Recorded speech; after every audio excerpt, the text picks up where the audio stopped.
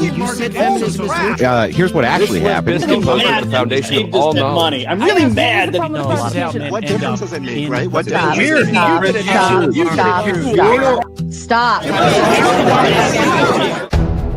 The deregulation of the industry is obviously going to cause more of that industry. And to lubricate the trust connection between people until they have enough. Yet we could still look at biological reality in determining who's a female, even if there are. Why don't you denounce feminism the same way you're denouncing capitalism? If you don't... For something to be objective, it needs to be verifiable. And you can't verify... If I make a claim as a political pundit, it is true that I definitely could be wrong. You're promoting, right? Ideology is the main tenet of politics, right? This is my ideology. So 2015, anyone go back and watch the footage? The first GOP debate. Cool, Robert. Oh, they're dead? With a crowbar, you say?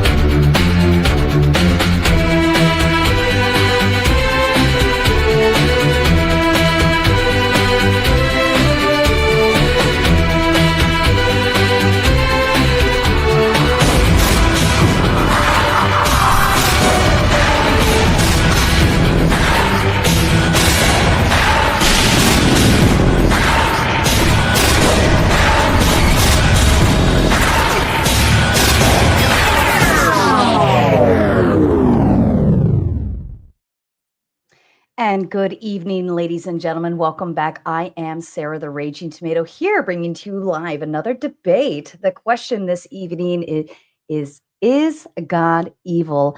I have with me Craig from FTFE and Lucas from Method Ministries, both ready to prepare this debate full-fledged for you. Craig, would you like to begin with your opening statement, please?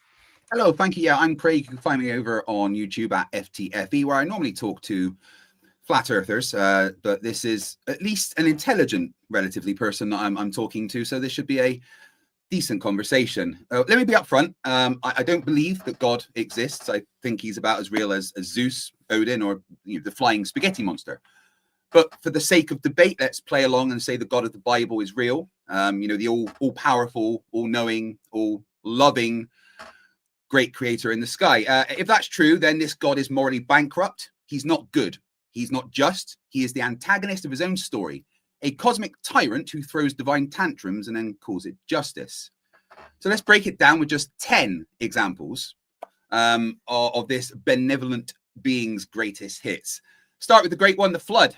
Genesis 6:7. God drowns every man, woman, child, baby, animal, and probably a few innocent guinea pigs because he was disappointed in humanity. That's genocide on a planetary scale.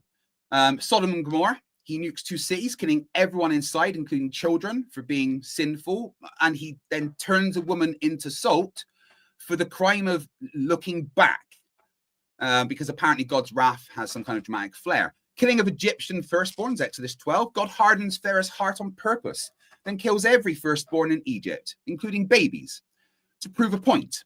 Psychotic. Parental genocide. Slavery is endorsed in Exodus 21 and Leviticus 25. God lays out the rules for owning people, not beating them and passing them down as inheritance. He doesn't abolish slavery. He decides to regulate it. Cheers, you are. I may get pronunciations wrong on some things. Jephthah's daughter, Judges 11. God allows a man to sacrifice his own daughter as a burnt offering to fulfill a vow. She dies screaming to satisfy a divine bet. Lovely guy.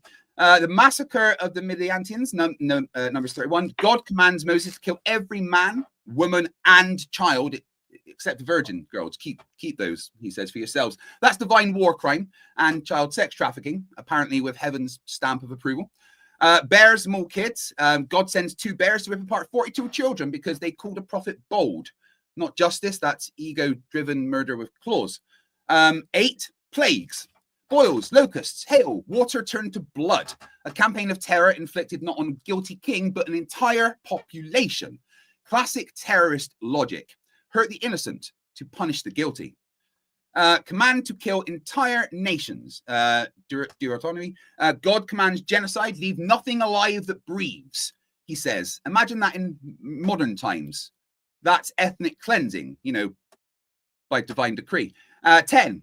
It's the good one. Hell, a New Testament special. An eternal torture chamber for, like finite sins. Love me or burn forever. That's not free will or love. That is literally divine blackmail from a celestial sadist.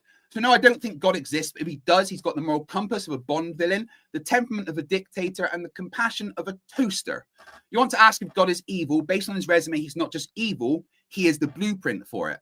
And when people try to separate the Old Testament from the New Testament, don't care, same God, he did those things, he can do it again. Now, I'm quickly going to go through some personal things. My youngest sister was the youngest person in Europe to ever be diagnosed with multiple sclerosis. Lovely girl, didn't deserve that. My mum has just been diagnosed with stage 4 terminal cancer. My father-in-law has kidney failure, which is probably going to kill him. I am losing my leg because of an injury. We're all good people. We did nothing to deserve this. God is the one that decides everything that happens in the universe. For some reason, he's decided to punish me and my family if he is real. We've done nothing wrong. We don't deserve that. That's not anything to do with free will. That is God setting up shit things to happen. I don't believe that God is real. But if he is real, then he is a petty, genocidal, narcissistic, evil tyrant. And if I'm wrong and I die and we meet, then God and I are fighting and I'm throwing the first punch.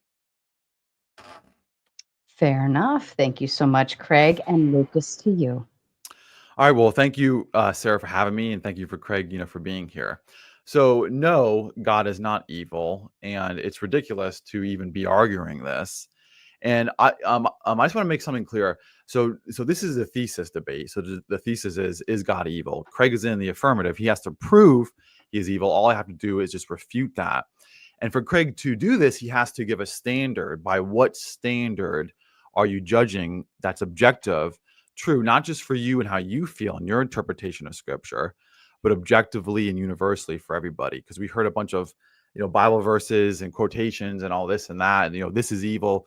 He can't do this. This is bad. Well, by what standard? That's what you have to, solidify, show us the justification for your worldview. And this is what it ultimately comes down to, because if you abandon God, if you have no objective standard that only God could justify, you can have other standards out there, but if we examine them, it's the presuppositions that we're going to look at.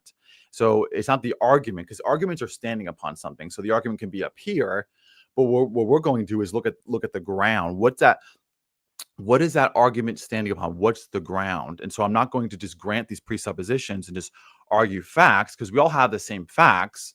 Craig has a Bible. I have a Bible. When we read it, we're coming to different conclusions. Why? Because of our presuppositions. So that's what we're going to examine. And Craig has to establish that, not say, God is evil. This is my complaint. This is what's happening in my life. That's great. By what standard? There's no standard out there that says that God is evil. And even I would even throw it back on Craig too, to say that God is evil. Usually atheists will fall back on it's just human convention that establishes morality. Well, what human convention out there has established, has agreed that God is evil, and judging that standard, why is that objective, regardless if you and I don't even exist tonight? So that's what we're going to examine. So God is absolutely good. He's righteous. He's perfect. He's flawless. Let me not say anything else. I should be fearful to say anything else. He gave me life. He sent his son to die for us. Despite the fact that we're sinners, he showed us mercy, and he offers us mercy. He offers Craig eternal salvation and life. And so, I would plead with Craig. I'm going to plead with Craig to turn away from this position. And brother, it is, or, brother in the creational sense, not in that, we're both brothers and sisters of God, because Craig is not a believer. But I would plead with you to turn away from that folly, that on Judgment Day, when you stand before God, you're going to throw the first punch. You are going to fall on your face flat. And the Bible says that every knee is going to bow and confess that Jesus Christ is Lord. God is good, and he's going to make good on his promises. And there's no standard that can justify what Craig is trying to just smuggle in by trying to say, look, here's this Bible verse, here's that Bible verse, this is evil. Well, why is this evil according to your worldview? Remember, you're in the affirmative, I'm in the negative. You have to prove your position, and I'm not going to grant your arguments without diving into your presupposition. So the question is, by what standard? And when you abandon God as a justification, as arbitrary, if we're just matter in motion, chemicals that fizz don't produce objective truth and moral values. It's stupid. It's just, you know, out there in cosmic space, which is even nothing. And even Craig doesn't even know if this cosmic is actually even real. He can't even justify his own existence. It's just absolutely absurd. So, you know, the whole thing is absurd that we're arguing tonight, but I'm doing this for Craig's sake and for everybody else who's watching, because God cares. He sent his son. He's a savior of us. We must repent and come to Jesus Christ, who is Lord of all. And he is good. Amen. And that's my opening statement. I'm not going to take my full 8 minutes. Perfectly fine with me. Thank you, both of you. And a kind reminder to the audience, we are actually not going to do an open panel this evening. Both kind gentlemen have abrupt exits after this debate is over, but stick around. I'll hang out with you for a little after we're completed with this, talk a little bit, and then prep you up for our following debate. All right, gentlemen, the floor is open to you. Okay, so where do I get an objective standard for morality? As easy. I don't need some, you know, magic person in the sky to tell me that suffering is bad and that kindness is good, or that burning people for eternity is a bit of a dick move. My moral framework is rooted in well-being, empathy, harm reduction, and human flourishing. It's objective in the same way medicine is, based on outcomes. If your actions increase unnecessary suffering or violate consent, they are morally bad. If they promote life, liberty, and well-being, then they're good. That standard works regardless of species, culture, or deity. And guess what? I hold everybody to the same standard, even your God. If a being commits genocide, endorses slavery, or tortures people forever for finite mistakes, and demands worship under the threat of eternal torment, yeah, I don't need a divine permission slip to call that evil. Let's not pretend that the theistic objective standard is actually objective. Most theists just follow whatever God says. Yeah, hold on. So, you know, this isn't another opening statement. So yeah, no, I just wanted to get, I've already I knew exactly what you were going to say, so I'd already prepared a response for that. Yeah, well, and that's good that you know exactly what I was going to say, because, you know, you didn't answer the question. So by what standard is yours objective other than just saying it? Like, you know, I did just say that, though. I literally laid out what my moral framework is and my basis for saying, yeah, it's absolutely objective in the same way that medicine is. Burning someone alive is objectively bad. How do you know that? Because it causes suffering and harm, and that is a bad thing. What? Why suffering and harm in an because it hurts. It's not good.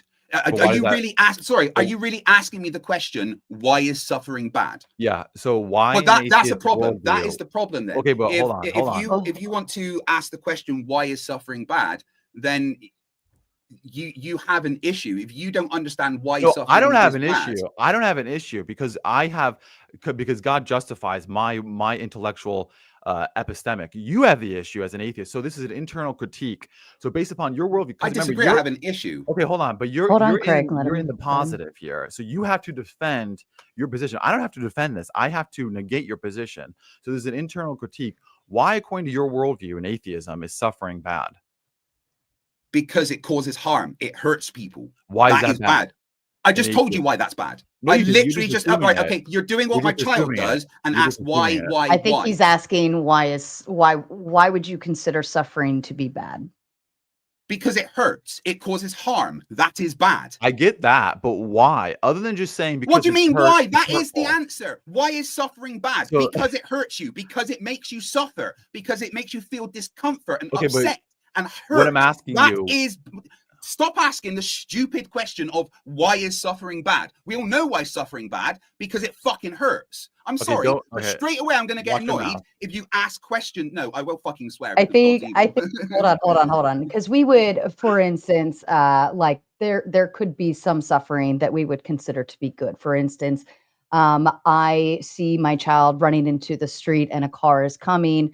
I'm going to throw myself in front of the car and move my kid out of the way. I am suffering. Yes, it hurts. Hurt is bad, but the overall, in my interpretation, would be good. So I think that's might be where Lucas is trying to run you down in terms any of kind of suffering. Right. So any kind of suffering is bad. The fact is, if your God is real, right? Let me finish. Let me finish, please. I got 3 words in. Don't interrupt.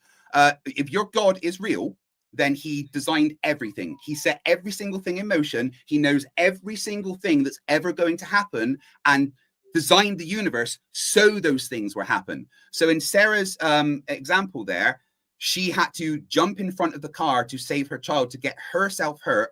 And then that means that she suffers and feels pain and is hurt, okay?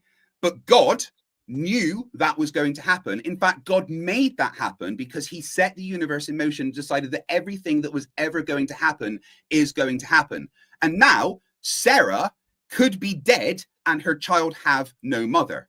Or Sarah spends a long time in pain, suffering, because God decided that to happen. So that's bad. That's evil. I don't need to tell you why is that bad, because everyone understands that suffering is bad. It hurts. It's not a good thing. So when I ask you why is suffering bad, you just say because it's bad. Because it makes you suffer. Without referencing, because it makes you suffer, because it causes harm. I've said these things over and over. I do not want you to ask the same question. I do not want you to ask the same question. I do not want you to ask the same question when I give you the answer. I do not want you to ask the same question when I answer the same question multiple times. Craig, do you think you an answer? Okay, don't ask it again. Do you think it's a circle? Like when I ask you, no, not at all. Suffering is bad because it hurts. Okay, you talked. I got to talk. So when I ask you why is suffering bad, you just say because it's bad. No, I say because it hurts, because it causes harm. Which is the same thing. No, it's not. They are descriptors of why it's bad. You're just going in a circle. So okay, stop. Just stop. No, I'm not done talking. 1 second. Just stop 1 second. I got this. Just stop 1 second. Hold on, both of you. Hold on. Let maybe Lucas can better elaborate it and run the line of logic if that helps, and then maybe that will help. I just want to actually get my answer out though, because he's asking the same question over and over again. Well, why is that bad?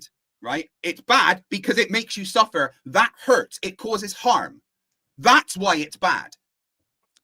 So you need an objective standard to say why this is bad according to atheism. I just gave you one. You're going in circles, sir. No, I'm not. I gave you an objective standard. Something that causes suffering and harm and hurting is bad. That is an objective standard. Who determined that objective standard according to your worldview? Not mine. This is your worldview. The feelings. Everybody. If I suffer, everybody. If it causes harm, it is bad. What don't you understand? Oh my God. Why are you so evil?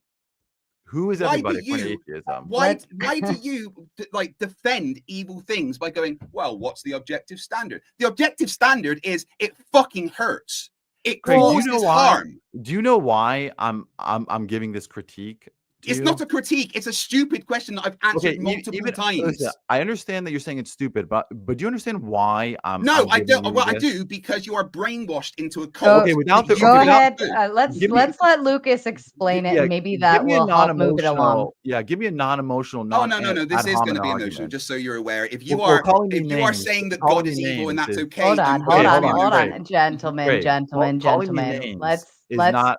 I didn't call you names. I called you evil, which is a representation of what you are. Stupid. Let's go ahead and Lucas, if you could elaborate further on the suffering, and maybe we can move the conversation along instead of being stuck here. Yeah, I mean it's really simple. Like if you take a can of Coke and shake it up and it has fizz, is that fizz producing moral truth or an objective standard? According to atheism, that's what you have. You just have matter and motion, and we're right to ask why. According to atheism, what is truth? Because it's clearly it's immaterial, and if science and knowledge just reduce to what we can observe, then how are we observing this objective standard that Greg wants us to just accept? I'm not accepting it. It's an internal critique. What are you talking about? Suffering is bad because it hurts. It causes harm. According to my worldview, according to your worldview, you are going round in circles with the same thing over and over and over, and it's a bit ridiculous. Because you are can't you even seriously get past asking it. like it's a mystery? Lucas, can you finish the point for me? Well, I mean, it would just be back to Craig's the folly of atheism. There's no folly. Again, if you shake a can of Coke and it fizzes, that's not producing something that's objective, not just for me, but for objective means for everybody. So whether I'm in this culture, that culture, whether I'm on Mars, this is right, this is wrong. Atheism doesn't have an objective standard. There's no. Yes, it does. It absolutely does. It 100% has an objective standard. If it causes harm and suffering, it is bad. According to you? Stop. No, according to humanity. That is an objective thing. If it physically causes harm, objectively causes harm and suffering, objectively, that is bad. Did atheists objectively did humans determine that, and that's what makes it true and valid? Okay, are you seriously asking like it's some kind of mystery, right? I'm asking you. I said, lost a loved one or sat for a flat earth debate, suffering is bad. It's bad because conscious beings like you and me prefer to not be in pain. Not to be tortured. I'm going to monologue for 2 minutes. So hold on. Oh, you get the monologue for 2 minutes. Not to endure endless agony. Suffering is bad because it hurts physically, emotionally, mentally, and we're capable of as humans of empathy. So we recognize that pain in others and go, yeah, let's not do that. That's bad.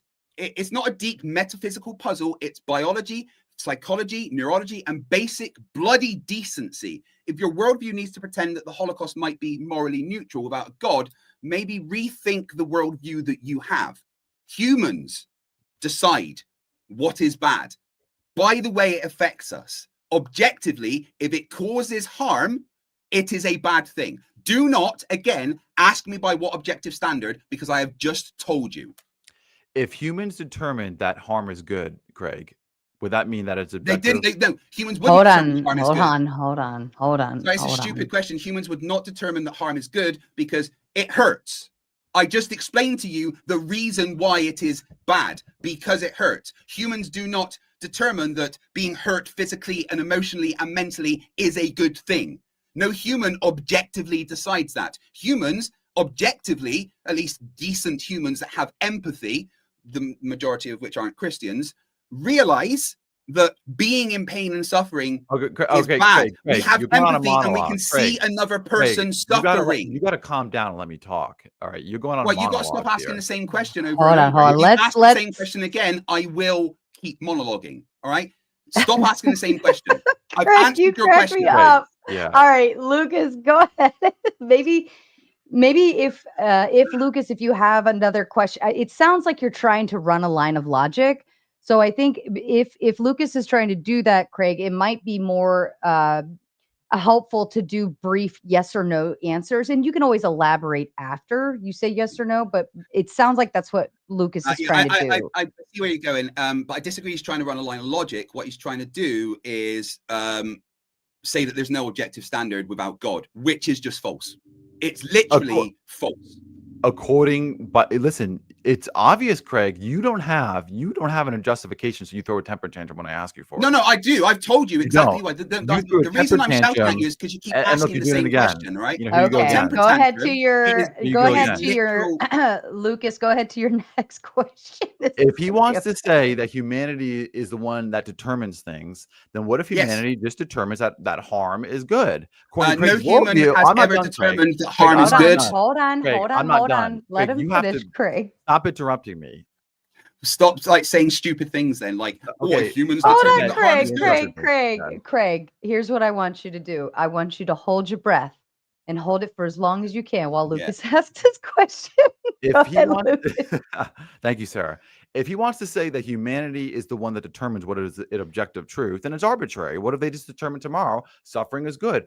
According to Craig's worldview, that's the direction we go in. There's no objective standard. It's subjective. That's the same argument that Andrew Wilson tried to use. Because it's right. What if because it's right. What if humanists did this? No humanist has ever done the thing that Andrew Wilson said, and no human. These are logical questions. I'm answer. These are internal critiques. I'm responding. Just shush.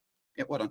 So no human has ever done the things that you are suggesting. No human has ever decided that my suffering, pain, and harm is a good thing. True. Not true. I'm sorry, but I just let you talk, so shut the fuck up.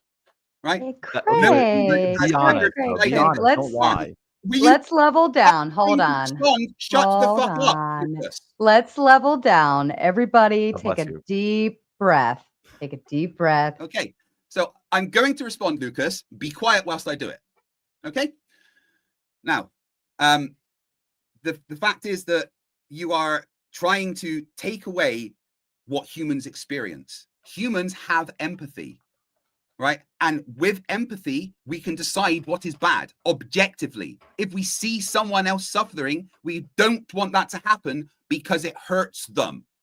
Objectively, that is a bad thing, right? And you are the one with actually the most subjective view, because your view just comes from one dude saying a thing that he decided that he could change his mind anytime he wants. And let's be clear, your evil God changes his mind all the fucking time. He decides when and where he wants to be evil and kill people. Oh, now we just make a new thing with the New Testament, and I'm not going to be the evil God of the Old Testament. You are the one with the subjective, not objective view, because yours comes from a dude that makes decisions on a whim. We have humanity as a whole and There's a monologue going on. This is a monologue. Well, maybe if you just be quiet, I'm literally near the end.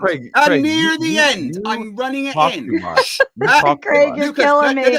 Craig, Lucas, you talk. I'm nearly done. You gotta just relax. If you be quiet, Craig, you gotta relax. Lucas, hold on. I know it's hard. I'm nearly done, Lucas. Debate. I'm nearly done, Lucas. You're not. You're not. You're killing Lucas, I'm very. I was like 2 sentences away. You are not. You have now made this go on. Lucas, I was 2 sentences away. You are not. But you have now just made. Lucas, let me finish what I'm saying.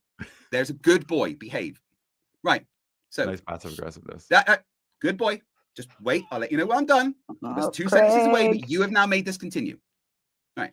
As humans, our empathy shows us what is bad because we see somebody else is suffering and we do not want that to happen. That is objective. Your view is subjective. So, Craig, you don't understand what internal critiques are, do you? Yes, I do, but I am dismissing your internal critique because it means nothing. According to whose standard? Humans. You decide. But you can't even justify your own existence. You can't even justify. What do you mean justify my own existence? How can I not justify my own existence? By what standard can I not justify my own existence? How do you know you're here? I'm talking to you right now. So, based upon what? Your senses? I'm talking to you right now. I know I'm here. You're assuming the validity. How do you know that? Because you're assuming the validity of your senses. No, there's no assumption. There's no assumption. When I hit my cheek, I'm answering the question. Be quiet. You objectively know you're here. I'm answering the question. Be quiet. Go answer it. I'm answering the question. Shh. When I hit my cheek, that created an electrical signal which traveled to my brain and told me that I'd hit my cheek. And there's now still an electrical signal because the nerves have been slightly damaged and I can feel that. That is a real thing. That it's not just, how my experience. That is something that's physically happening. The electrical signal that traveled from my cheek to my brain is a real physical thing. I know I am here because that happened. So you know you're here because you assume the validity of your sense. There's no assumption. That is the thing that happened. Why are you assuming the validity of your senses? My senses are not an assumption. The senses have been studied and shown to be factual. There's no assumption about my senses. Again, there was no assumption about the fact an electrical signal traveled from my cheek to my brain and was interpreted by my brain as me hitting my cheek. That is not an assumption. That is something that happened and can actually be studied and watched in an MRI machine as the signal travels. No assumptions needed. Do you know, right, when I'm literally at the end of my sentence, if you wait just like half a second. Craig, now you know you are the biggest interrupter of all of my debaters, but the biggest whiner of anyone who interrupts he's you. Like every word I try to say, he's just like talking. Well, I can't hear what he's saying because I'm talking. Craig is clearly postulating himself as the moral high ground, on the moral high ground here, and your attitude is really bad, Craig. No, I know my attitude is not bad. Your attitude is bad because you worship an evil deity. That is the bad attitude. My attitude is good. My attitude is that humans do not deserve suffering. My attitude is that anyone that worships a God that will send them to hell and burn if they don't is actually a coward. So no, I'm not the one with the bad attitude. I am the one that is going against cult-like behavior that is holding humanity back. Let's be clear. Belief in God is a childish thing that should be removed. We do not need God. God was used to explain why lightning striked and why the seasons changed and why crops failed sometimes. God is not a thing that we need in life anymore. He is not there. It is irrelevant. As humans, we are the ones that decide how the world works, how our world works. I want to bring it back around because Craig, we already accepted the idea that you already granted that in the beginning, that God is real, right? Just for purposes of the argument. Yeah. And I think we are kind of veering a little off the topic. We're diving a little too deep into the suffering. I'd like to put a pin in the suffering mode and move on to another piece.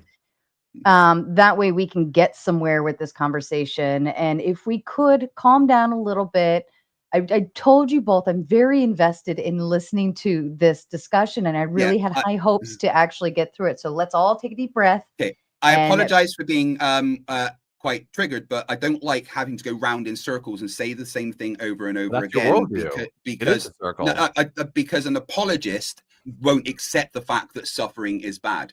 If someone can't accept that suffering is bad, then they should never, ever, ever be put in charge of anything ever. You go in circles because your worldview doesn't have a justification. No, you were the one that was going in circles. I answered your question and you asked it again. That is you going in circles. All I'm doing is internally critiquing you. No. You're asking the same question over and over. I'm answering your question and you are asking it again. That is you going in circles. Okay, before I separate the two of you, I'm going to separate you and send you both packing if we don't get through this. Let's get through. We're putting a pin in suffering. It can be circular the way it's being elaborated, and I think we're going to just accept you're not getting through to each other on that one. Next piece. Yeah. So simple question: did God create the universe in your worldview? And does God know everything that is ever going to happen? Yes. And he decided that was all going to happen in advance. He set up everything to happen as it is happening, as it's happened, right? God decided everything, right? No, it sounds like you're assuming determinism. Is that what you're saying? Right. No, I'm asking you a simple question. Did God set everything in motion? Everything that ever happens, is that God's design? Right. That's determinism. It's a question, yes or no? I'm not a Calvinist. I'm not a determinist. Okay. Yeah, this is a yes or no question. Is that the case? Right. I'm not. So listen, I'm not a determinist. So that would be a no, Craig. Okay. Right. So other Christians say that though. No. Well, actually, no. Actually, it's a small minority that are determinists. Calvinists, which is what you're really probably honing in on, they're the minority in Christianity. The majority of Christians are not Calvinists, or not determinists. But they're still Christians, and they're still Christians. But this is not, representative. Like this is, like going for. So everything's not God's plan then. Here. What's that? So everything's not God's plan then. Well, so if you want to get into, this whole like indeterminism, determinism debate. God knows everything, yes, but he doesn't, again, like it's not fatalism where God is making you do certain things. Like there is free will. I'm not saying it's complete, but there is free will. Like when we sin, you're sinning by saying God is evil. You're willfully doing this, Craig. And so that's not a sin. That's a fact. I don't accept that I am sinning because I am just objectively looking at what has happened, and God has done things that are evil. According to your standard, according to an objective standard of morality. So why is your objective standard right? We've gone through that. We haven't. You just go around it again. I've explained why it's an objective standard because suffering is bad. We don't need to go around. You don't like it because, and you get really mad because it exposes the folly of you don't like it. We're going around in circles again. Sarah's asked us to move on. When you abandon God, you go to folly. So that's why you have to. I never abandoned God. God doesn't exist. I don't need to abandon God because there's no need for a God there. But again, Sarah's asked us to not keep going on about suffering because you clearly don't understand. No, this is not suffering. Right? So, it's very, very simple. Did God create the universe, and does God have a plan for everything? Yes or no? I told you I'm not a determinist, so that's what you mean. But this is not going back to our previous argument, this is still the same thing. You're trying to smuggle in your standard as it's objective. No, I'm not. You keep saying that, but I'm not. It's not my standard. Why should the world? Craig, let him finish his thought, please. I know, but he keeps lying about me, which is a bit annoying. Well, hold on. Let me explain it. So Lucas can say, Craig, you are a complete idiot. Lie. I hate you. Lie. Okay, that's fine.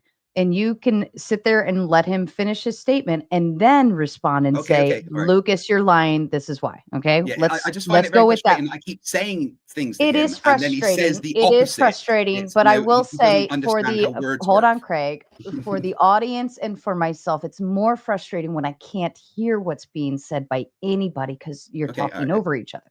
Okay. Yeah. Lucas, please continue. And then to you, Craig. Yeah. So, thanks to Craig, I probably lost my train of thought. But, I was going to, again, this is not going back to suffering. This is going back to what is the standard by which you want us to believe what you believe, and why is it good and true for everybody, other than just saying, because this is what people agree upon. Well, that's not true. The majority of people do not agree that God is evil, and the majority of people are not atheists. That's for sure. So why is your worldview? Christians a minority. Why is your worldview, according to you, objective and true for everybody, that we ought to believe these things? Okay, yeah, that's just going back to the suffering question that I've already answered, because objectively, humans understand that suffering and harm is bad. You're literally asking the same question again, right?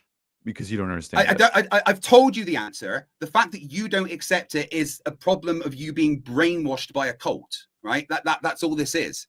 Suffering is bad. Harm is bad. I don't need to explain why, because we experience things and humans have empathy. Well, at least normal humans that understand that deities aren't real. We have empathy that we can apply to other things, right? But this goes away from what we're talking about. God decided that what was going to happen. God put that apple there for Eve to bite, knowing that she would, and that things would happen because of that. All right, God created flies that live their life cycle by eating the eyes of children. Literally, it's not a monologue. That was the last thing I was going to say, but no, you have to go. It's a monologue. You say that every time I tell you it's a monologue. I was literally finished. You were literally. I was on the final sentence. So finish. Yeah, I was on the final sentence, Lucas, but you couldn't hold yourself, could you? Okay, I understand you worship an evil deity. I think everybody agrees I have more patience in this debate. I understand that you worship an evil deity. I take the trophy home for patience. Oh no, I have the most patience because I have to deal. No, you don't. With I absolutely do. I have patience because I have to deal with gentlemen, like both of you. Snap out of it. All right, listen. I really, really, really want to hear the actual freaking argument for why God is evil. Craig, make a claim. Why is God evil? Because he wiped out humanity. That's genocide on a global scale. That's fucking evil. Lucas, fight back on that one as you please. Yeah, Craig, so, you claim to know presuppositionalism, which is what I'm appealing to, which is fine. That's what I'm appealing to. So it's not that, you got to understand, it's not that like, I'm disagreeing with you that we shouldn't go out and murder somebody. I'm saying, according to your worldview, there's no objective standard to say why that's wrong. And other than Sarah, he's doing it again. I'm not done. He's elaborating. So I'm saying Christians can justify the standard because God exists. When you take away God, there's no objective standard other than just saying, well, I say so and humans agree upon this. Great. What if humans agree tomorrow that it's good to murder? According to your worldview, you should accept that. According to my worldview, even if everybody says tomorrow we should murder, it's wrong because God says thou shalt not murder. And when you abandon God, this is what happens. And so God murders though. Okay, yeah, hold on, Craig.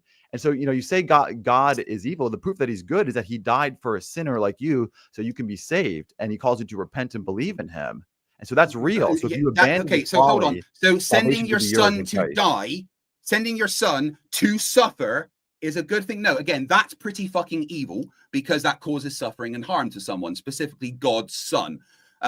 Anyway, you didn't answer the question. Sarah, once again, he went back to the suffering. I don't agree with you when you've asked him to move on. So Sarah asked me to make a claim about God being evil and for you to refute it. You didn't do that. You went on a monologue. Again, God wiped out humanity in the flood. That was pretty fucking evil. Babies, children, the infirm, every single person on earth was wiped out by the flood. That is evil. Craig, do you understand that I'm saying you don't have an objective standard Sarah, to say he's doing it again. And I'm going to keep doing it because this is the problem. I told you my objective standard. I don't care if you don't agree with it. You Respond to the point of God. You have an argument over by here, wiping right? out humanity. Okay, you have an argument over here. I'm looking at the ground that you're standing upon. I'm saying this ground is arbitrary. Sarah, he's not responding to my question. I'm trying to get him. I'm trying to get him to the argument of is God evil, and he's ignoring it. Well, let me ask this. You're saying that suffering, Craig, you're saying suffering is bad because humans shouldn't have to go through hurt and pain.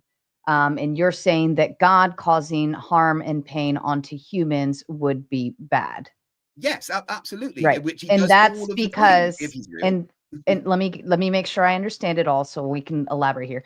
But that is because us as humans have determined that an entity, right, because you've accepted that God would be okay in this book, that God causing harm onto us is bad. You are saying that us as a collective whole can determine that suffering is bad, especially if God causes that on us. It's bad. Yeah, absolutely. Okay. But with that very statement, you would have to understand who God is in order to interpret what kind of suffering and harm would be bad. And I think that's kind of, Lucas, correct me if I'm wrong. I think that's what Lucas is trying to kind of emulate by saying the objectivity is not on the right. Yeah. It's arbitrary. But it's not. That's the thing. It's not, right? It's not arbitrary. If it causes harm and suffering, it is bad. That is objective. And it's a stupid argument to try and say that it's not. Lucas, you are the one with the subjective point of view. Your entire worldview comes from a single dictator. There is not anything that is more subjective than that. Okay. Now, once again, is the fact that God wiped out humanity in the flood, babies, children, the infirm, every single person, is that evil? Yes or no?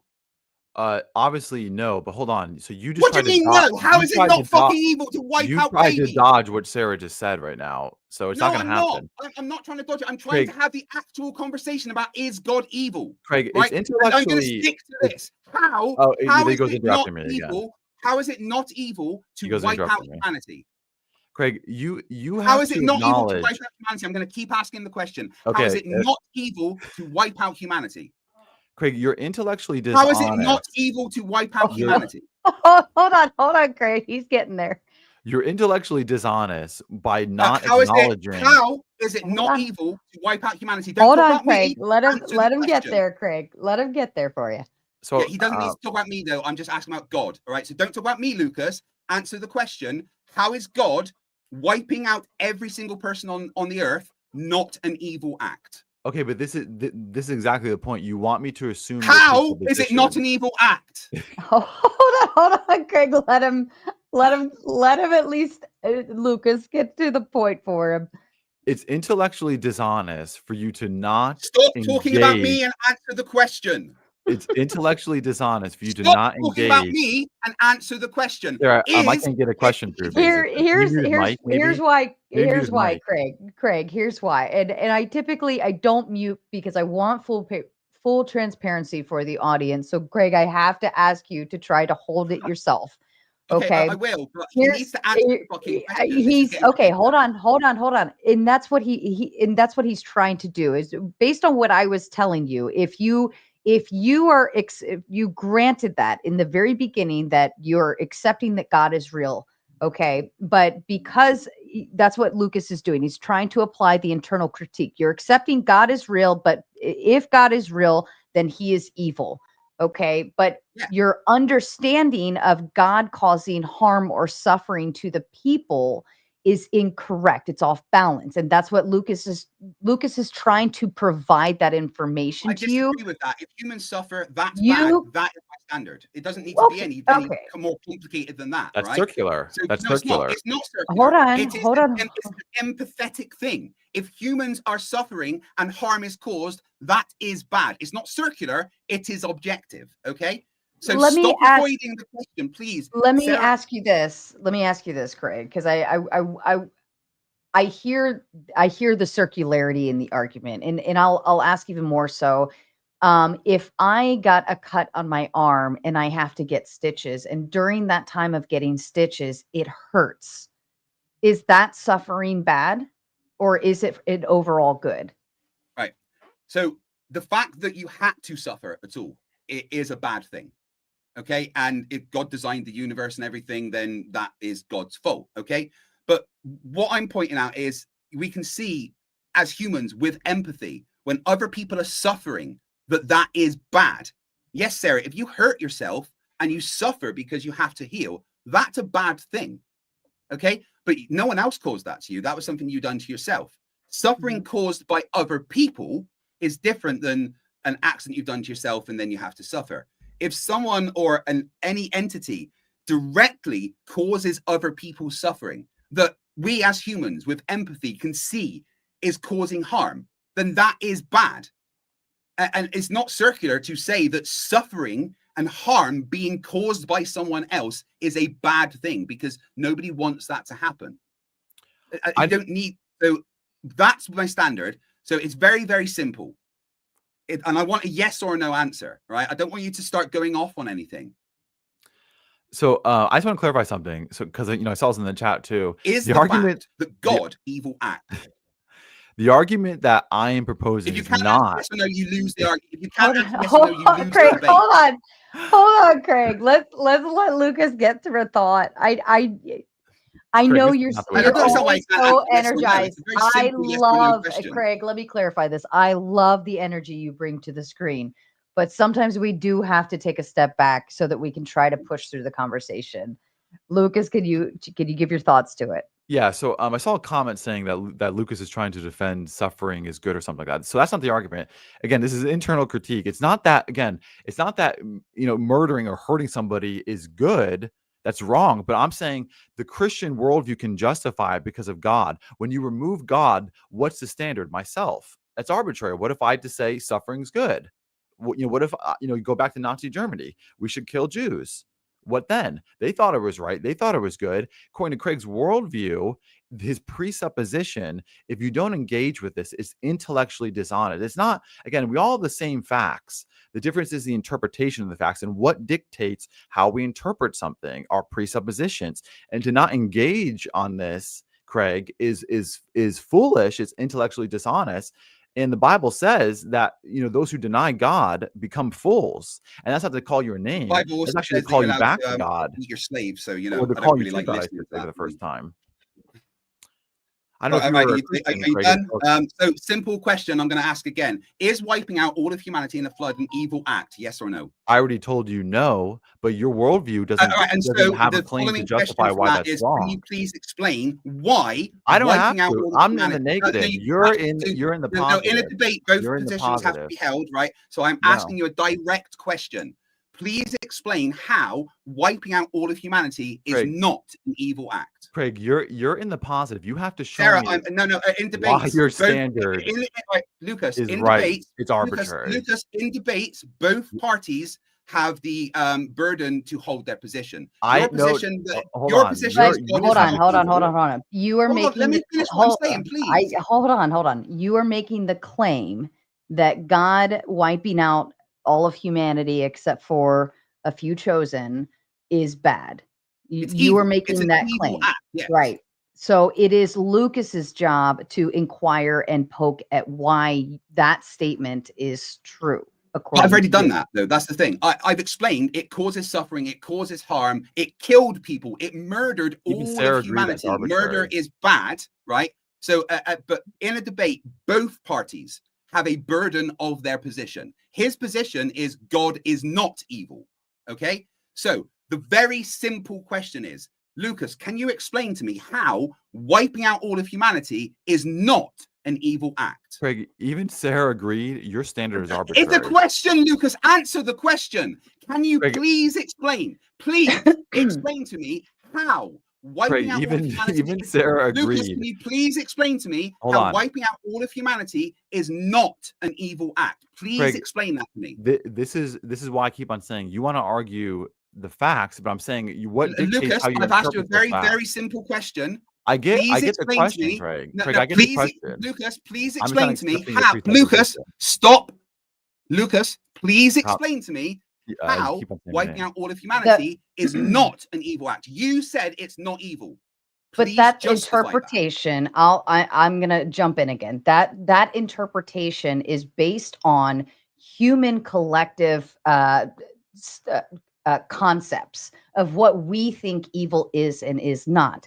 However, Lucas is appealing to God and the interpretation that is provided in the Bible that it is good, right? You are accepting and granting that God is real. Therefore, everything that follows is applicable in that moment. So Lucas is trying to tell you that like according to God's standards, that was not pain, suffering, harmful in your interpretation. Yeah, I'm asking him to justify that. That's the point. I'm asking him to justify how. He doesn't have to, because that is based. Hold on. You're arguing against Sara now. Let me explain why. Because the interpretation that you are applying in this instance is incorrect. It's not based on the actual belief in God, because those that believe and that he is real don't believe that suffering and harm was an overall net negative, right? We believe that it is a net positive. But that's not what I'm saying. It's not. People died. The entirety of humanity was wiped out, apart from a few little people. Killing people is a bad thing. Murder is evil. It's a very simple question. Says who? How is wiping out all of humanity not an evil act when everyone fucking suffered? That is the epitome of evil. And if you justify that by saying, oh, well, God says it's okay, that is the most subjective view that there is. One little deity, one evil terror, inflicting deity says that it's okay to wipe out humanity, whereas everyone else in existence says that that's a bad thing because people suffered.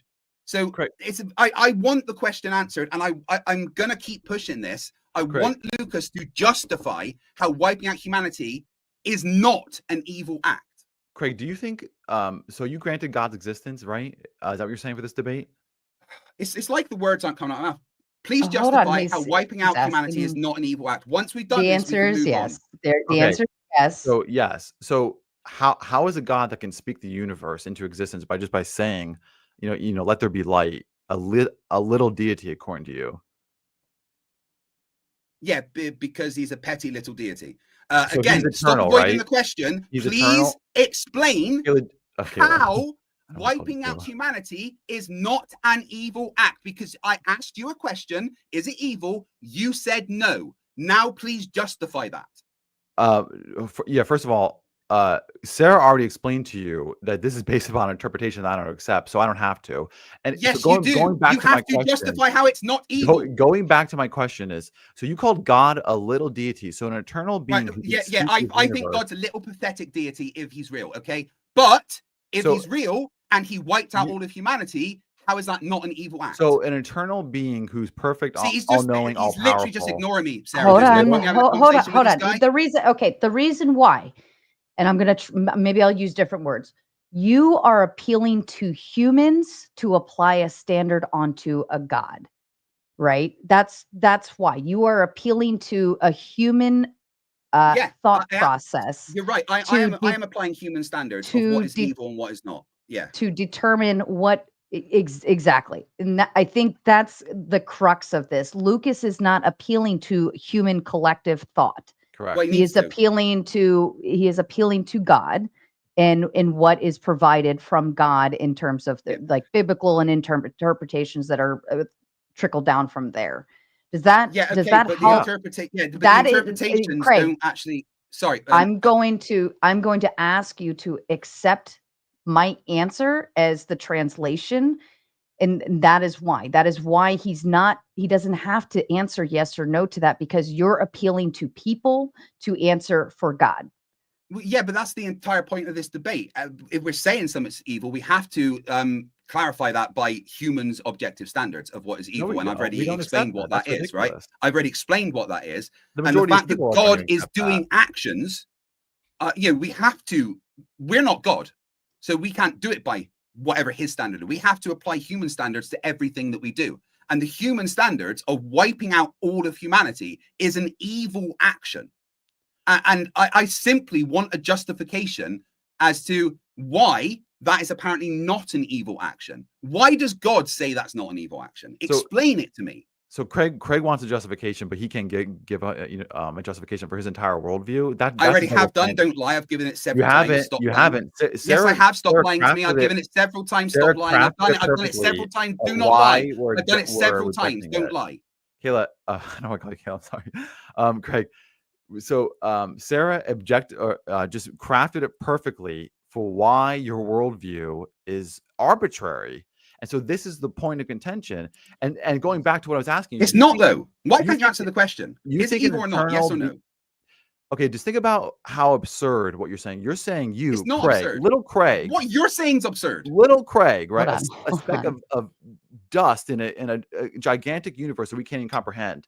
God, who's eternal, all-powerful, all-knowing, you're saying to him that he's small and he's pathetic.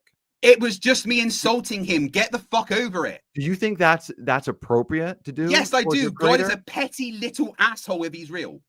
So eternal, all-knowing God that spoke this universe into existence. If he's real, he is a petty, would anybody by those narcissistic asshole.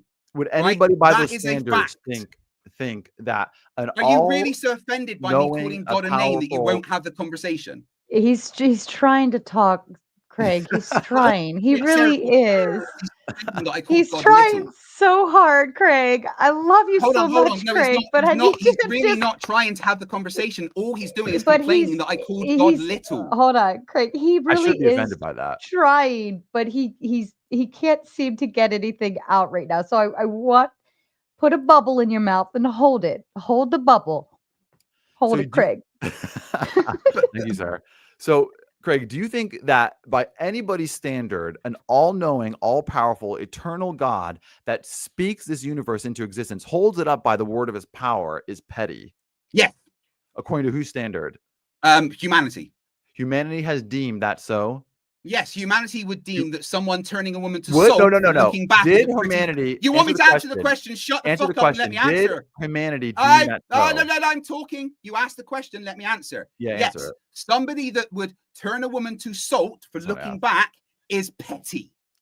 No, someone asked you. I said, did humanity? You said, are they petty? Yes, they're fucking petty. No. I asked you, did humanity deem that an all-powerful, all-knowing God that spoke the universe into existence? Where did humanity deem that we had a meeting and we decided that he's petty? Okay, get over it. Where and when did humanity all come together and say, you know what, guys? It was yesterday in my back garden. All-powerful God is weak. Craig, you can't defend this. You cannot defend this. This is absurd. Humanity has not done that. Your line of questioning here is fucking ridiculous. Craig, answer the question. Has humanity? No, you answer the question I've answered. You answer the question I've asked, and then I'll answer yours. Has humanity deemed that an all-knowing, all-powerful God that spoke? I said he's petty. Get over it. No. I said, has humanity? God is petty. Has humanity? Get the fuck over it. I am insulting God. I do not need to justify why I am insulting God. Is there a collective understanding? Get over it. Is there a collective understanding Sara, from humanity refusing to have the conversation that an eternal God is petty? Craig, I think it's quite opposite. He is actually trying to engage with, like, by furthering the conversation into a deeper dive. What he's doing is he's arguing with me about an insult that I gave to God that is irrelevant to the conversation. Well, okay, let me translate. Okay, so if you, again, I take it back to you granted that God exists for purposes of the argument. Okay. Therefore, everything that runs with God, that we believe in God, holds true. Therefore, God is the Almighty, the Alpha, the Omega, the everything, right? He is the beginning he is the of evil all, one, yes, and the end of all. Therefore, if tiny little Craig, right? That's what Lucas was trying to refer to. If you, this one little being, decides that God is evil or this or that or whatever thought process you have, like God, as it is accepted by those who believe in him, is the Almighty. So like you're here and he's everywhere else. I get that, but he's evil. If he exists, he is evil by his actions. Actions decide what someone is. And God has done many, many evil things. God has murdered people. God has murdered children. God has told people that it's okay to take children as slaves. God has told people to go and wipe out entire cities. God has done the objectively evil things if he is real. And this is very, very simple. Those things that cause suffering and harm, they're evil. They're bad. Very, very simple. God caused that. Therefore, God evil. And the fact that you will try and justify God wiping out all of humanity as something that isn't evil is frankly a disgusting act. You will worship an evil deity that threatens you with eternal pain and suffering if you don't worship him. Where is the good there? That's not about being good. That's about being afraid. Do as they are told, or you go to hell. Okay, a monologue again. And you're going to say, I was 2 sentences away from finishing. No, I'd literally just finished. That was the final thing that I said. You always say that. Every time I say it's a monologue, I was 2 sentences away from finishing. No, I'd literally just finished, and then you said monologue. So, gentlemen, I'm going to inform you, you have about 30 minutes left. Yeah. Make it good and worthy. Stop arguing the argument. That's what I've been trying to do. I've literally been trying to get to the fact that here's the actions that God has done. Based on these actions, because that's how we judge people, on their actions, right? And based on God's actions, he's evil. You would say that anyone that goes out and murders a bunch of people is evil. God's done that, therefore he's evil. You haven't established a justification for this, but going back. Oh, I have objectiveness. I've objectively done that. You can stop saying I haven't because I objectively have. No, you haven't. It's arbitrary. No, I objectively. It's arbitrary. It doesn't exist, Craig. It's not arbitrary. It's objective, and I've explained that. I don't care if you don't agree because you're a brainwashed cult member. It's arbitrary. It doesn't exist. It's not. It's objective. It is because you can it's decide. Objective. What if collective humanity tomorrow says, you know what? Murder is good. Is it good? No, they've never said that though. That's just. How do you know? Can you guarantee that? Yeah. You can guarantee me that humanity won't come together and say, you know what? It's never happened, so we've no reason to think that it would. It's never happened? So, it's never happened. It has. Come together and decided that murder is good. Nobody agrees with you, Craig. Nobody agrees with you. Certain people think that killing others might be a good idea. Craig, right? Humanity as a whole, you've asked me a question, let me answer. Humanity as a whole has never got together and said murder is good. So I asked you, how do you know? So you're telling me humanity will never come together and say, you know what, murder is good. I'm saying it's never happened. So there's no I don't care if it never happened. I asked you, you're telling me, answer the question, stop dodging. Oh my fucking God, the irony. Can you guarantee that humanity will not come together and say murder is good? Yes or no? Answer the question. Based on everything that's happened in the past, I would say it's very unlikely that humanity would ever do that. So if you pass 99 red houses, does it mean the 100th one will be red? Again, that's not all of humanity. No, I didn't ask you that. If you pass 99 red houses, does that mean that the 100th house will I never be red? said that. No, I know you did. I'm asking you. Yeah, but it's a stupid question. Humanity has never done that. Right? What you're doing is exactly the same as what Andrew Wilson did, which was a stupid argument. Hold on. Let me respond, Lucas. Okay, you're doing exactly what Andrew Wilson did, which was a stupid argument. It's true, because it works. Because it's true, because it works. Let me finish what I'm saying. Let me finish what I'm saying. You are doing exactly the same thing that Andrew Wilson did, which is say, here is a thing that I say could happen, but has never happened before. But what if it did? I don't care about what ifs. I care about what has happened. What has actually happened according to the Bible. Of course, I don't believe that personally, but if we're saying that God is real based on God's actions, that's all we need to do. I don't care about what could happen in the future. Humanity at the moment doesn't do that, and they've never done it as a whole. So we're not going to do speculative, what if, possibly in the future. We're going to look at the actions that have happened and base it on that. And the actions that have happened is God wiped out all of humanity, killed people, caused suffering, made babies cry. The monologue. That is an evil act. We got 30 minutes, less monologues. So you're just scared of having an answer. Oh my God, both of you, stop it!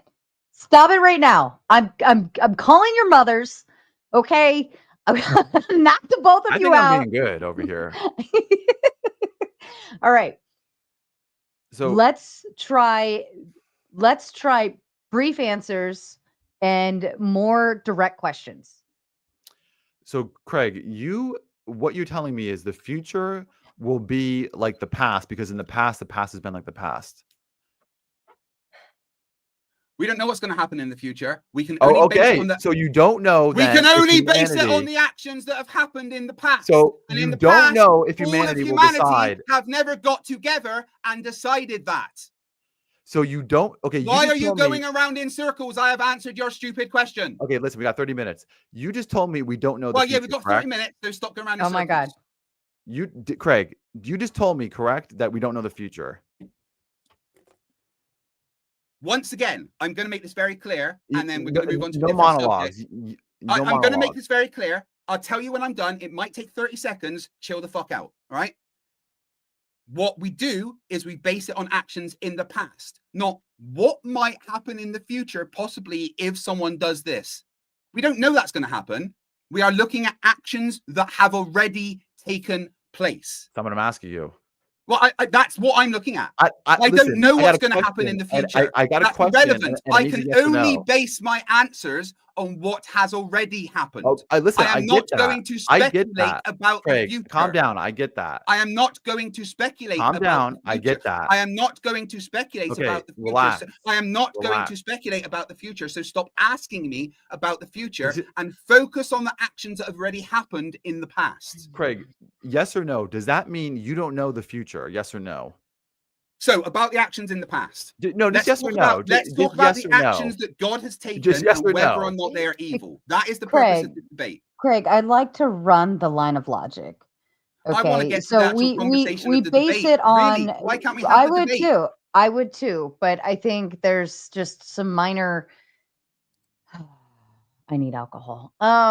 Okay. To be clear, I'm not going to answer questions about the future. I am not into making speculations about what humanity could do in the future. I am simply here to answer the question, is God evil? And I would do that based on the actions that God has taken, not on something that could possibly happen in the future. Let's be objective and look at the things the Bible says that God has done. And ask the question, are those actions evil? And analyze them. Be quiet. Let me talk. Don't interrupt me.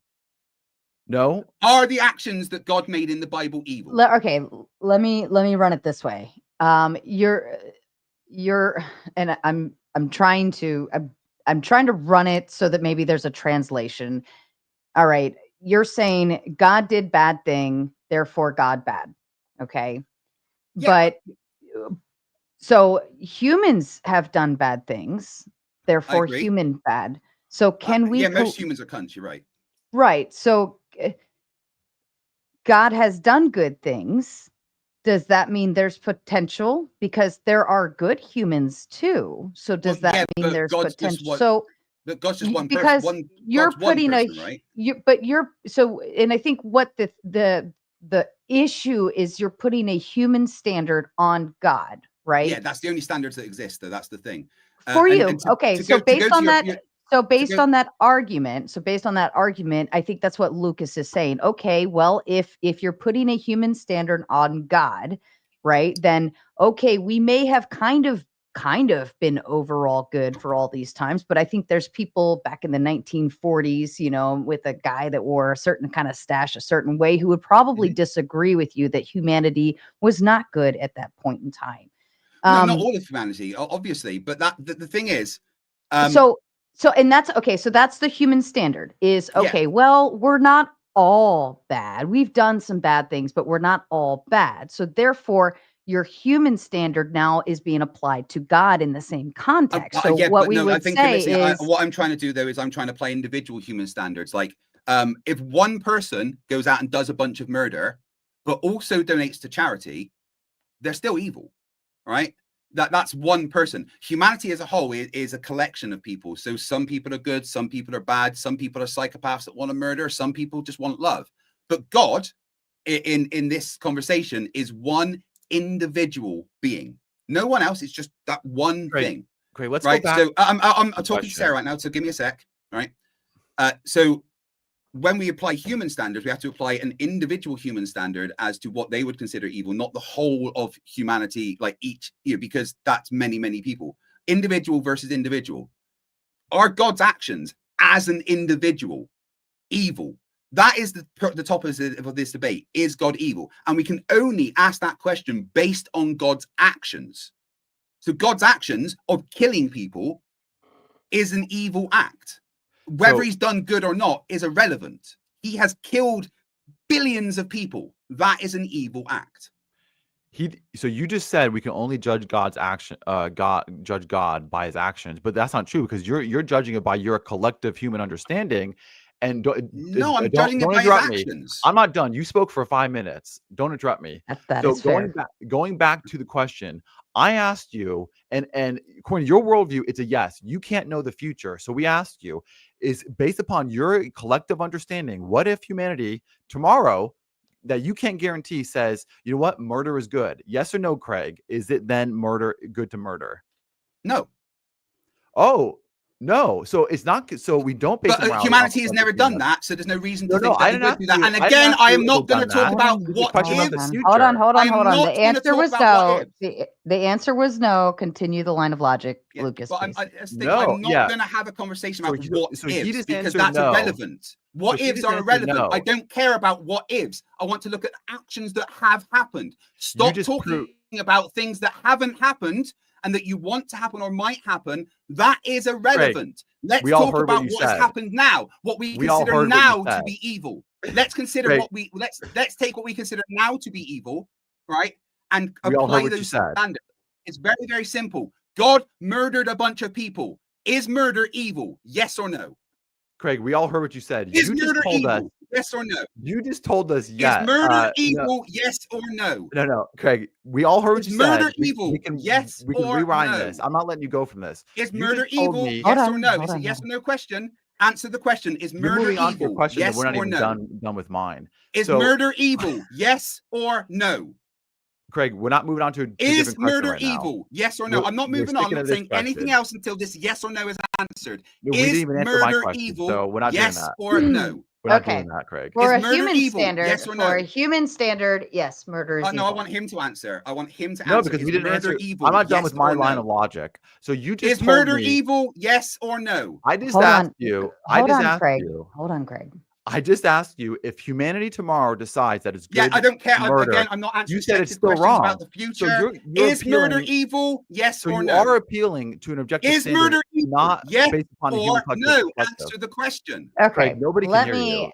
I'm just gonna put everybody down here for just a second. Okay, gentlemen, I'm trying to have patience. I usually like to keep everybody on screen and let it continue on. And I don't believe in mute buttons, but right now my head is pounding from the back and forth and not being able to just run through the freaking questions. Okay, we're going to try to get through this. I love both of these people so much. I love the debate. I love the topic. Craig is one of my favorites too, so he's killing me right now. I love you, but what Lucas is doing, and I see what he's trying to do, okay? He's trying to actually run the line of logic and actually dig down into the foundation of the actual statement. He's not, Craig, you are running surface level, murder bad, people bad, suffer bad. That is a surface level argument. Lucas is trying to dive deeper than that and dig into the actual basis of where it comes from. That's what's going on right now. So you're both on two completely different shelves of the argument.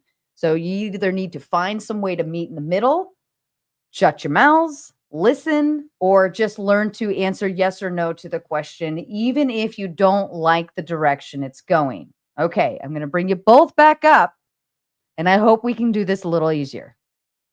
Okay. Okay. Lucas, continue asking the question. Yeah, so the question is, no, he said Lucas. Murder evil? Yes or no? I actually have a solution to how this debate can be better. Sarah just said that if you don't like the yes or no, you no, she actually gave me the time to talk. Yes or no question: is God evil? Yes or no? Craig, Sarah just gave me the time to talk. She said to ask the question, so I'm asking the question: is God evil? Is God evil? Yes or no? Sarah, was it me who can talk, or was it Craig? Is God evil? Yes or no? It's a simple question. Yes or no question. Is murder evil? Not is God evil. Sorry. The question is very, very simple, and I want a yes or no answer. Is murder evil? Yes or no? Craig, it was my turn to talk, not yours. Is murder evil? Yes or no? Once you say yes Craig, or no, I'm going to take that question. We're going to take the question, and we're going to put a little pin in it. It's going to sit right here. Okay, that question is sitting right here. I want Lucas to run the line because it is his job to come in and poke holes at your claim. So I want him to run the line on you and be able to go back and forth on that. But that little question is going to sit right here. Is God evil? Is murder evil? Yes or no? Okay. And Lucas, we will come back to that question after you're running your line, and you will provide your answers. Okay. So going back to the question that we're not going to avoid is, I asked Craig, I said, if humanity tomorrow decides that it's okay to murder, is it then okay to murder? And he says, no. That shows us that Craig is not basing his worldview on a human collective understanding. So I want to know, what is the standard other than God that says murder is wrong, regardless if humanity says that it's okay to murder? That's the question. I've already answered that. It's never happened. You are saying something that you're making up something that has never happened. Humanity has never got together and decided that, no, you what? Murder is good. We can all murder. That's never happened. So there's no reason to think that it would happen. So I'm going to go with what humanity says and what they have always said, not what you think that they could possibly say in the future. Okay, I am going with what humanity says now. What humanity goes on now, what we experience now. Okay, there's your answer. Now you answer my question. Is murder evil? Yes or no? So I'm not done because... No, I've answered your question, and now it's my turn. Hold on. It's a line of logic that means it follows a certain procedure. Continue on, Lucas. We're still pinned right here. Yeah. Craig, we're still pinned right here. We're pinned right here. This is really unfair. I've answered his question. Craig, you're killing me, Smalls. It's not unfair because you've kind of like hoboshed a lot of stuff here, and I love you for it, but it's entertaining nonetheless. But we haven't gotten through anything because we haven't been able to run one line item at a time. Lucas, ask the next question. How many questions did I get to answer before I get to mine? Like I've answered his you question. have to be quite honest, you have the affirmative. You simply make the claim God is evil, right? And now Lucas gets to come in and poke at that, which means he needs to run lines of logic to figure out where that claim is coming from and what the foundation is based off of. Does that make sense? Yeah, and I've done that, though. I've answered his question. He's just going round in circles, asking the same thing. I'm not going to engage in speculative, what if humanity said this in the future, all right? Humanity does things now, and I'm going to base, sorry, the camera's out. I'm going to base everything that humanity does on the actions of humanity in the past and the actions of humanity now, not what they could possibly say in the future, okay? So that line of questioning that he's going through is irrelevant. And I simply want one question answered. Is murder evil? Yes or no? So we're not done with this line of logic. So you see, he can't do it. He can't answer yes or no. I can't even get something in. You're telling me the future will be like the past because in the past has been like the past. It's a circular. You don't know if humanity, and by the way, humanity at times has, certain cultures have decided, like look at Nazi Germany. They said we should eliminate Jews. That's not the whole of humanity. So you don't know, okay, but the whole humanity doesn't even agree with you, Craig. So you don't know if the whole humanity tomorrow, you can't guarantee it. You can't just say, well, in the past, they've never done that. Well, one, how do you know, according to your worldview, they haven't done that? But you also can't guarantee it. So I'm asking you has there been any time in history where all of humanity have got together and said murder is good? That is not the argument. The argument is, what if they do, and you can't guarantee that? No, it's never happened. I'm not going to say what did happen. they do It can't because happen. it's never happened, and I worldview. don't think it's likely to happen. You're assuming the future. You're assuming tomorrow is going to be like today. Yeah, Why? okay, but I'm not talking about tomorrow. I'm talking about today and the Why? actions that Why are happened, you? right? So why are you And I assuming don't. tomorrow's going to be like today? I do not agree that humanity would ever get together and say that. How do you know that? Because humans would never do that. And it's never happened, and I will base what has happened, I will base what is going to happen on the actions of humanity throughout the past 200,000 years that they've existed on this planet. And not once have they all got together and said murder is good. So it's likely that is never going to happen. I have now answered your question. We're done with your line of logic. Answer my question. Is murder evil? Yes or no? Craig, you haven't Sarah, even please. answered it. I'm done with his line of. I've done what he's asked. I've answered his question. I've gone through it. I want him to answer my one simple question. It's just one fucking question, and I want him to answer it. Is murder evil? Yes or no? I already answered that. I said it is because my God decided that it was. So my question, right? Okay, very simple. Right? Okay, let me carry on then. Let me carry on then. My position is not. Let me carry on with my line of logic. Now. I'm not even done. No. It was a yes or no question, and you said yes. You get the monologue. Hold on, Sarah, please. I want to go on with my line of logic now. Can I do that? Right? My line of logic now is very simple. You have just agreed with me that murder is evil, right? You have said yes. I already said that. Murder is listening. No, hold on. I said this. Hold on. Let me finish my line of logic. You weren't listening. You have just said murder is evil. He just said yes. He agrees with you that murder is wrong or evil because because his God said so. He explained that. So let me carry on then. If God says that murder is evil and God himself has done a bunch of murder, what is the logical follow-on from that? Your God says murder is evil. God has committed murder. What is the follow-on from that? I'll tell you because you won't say it.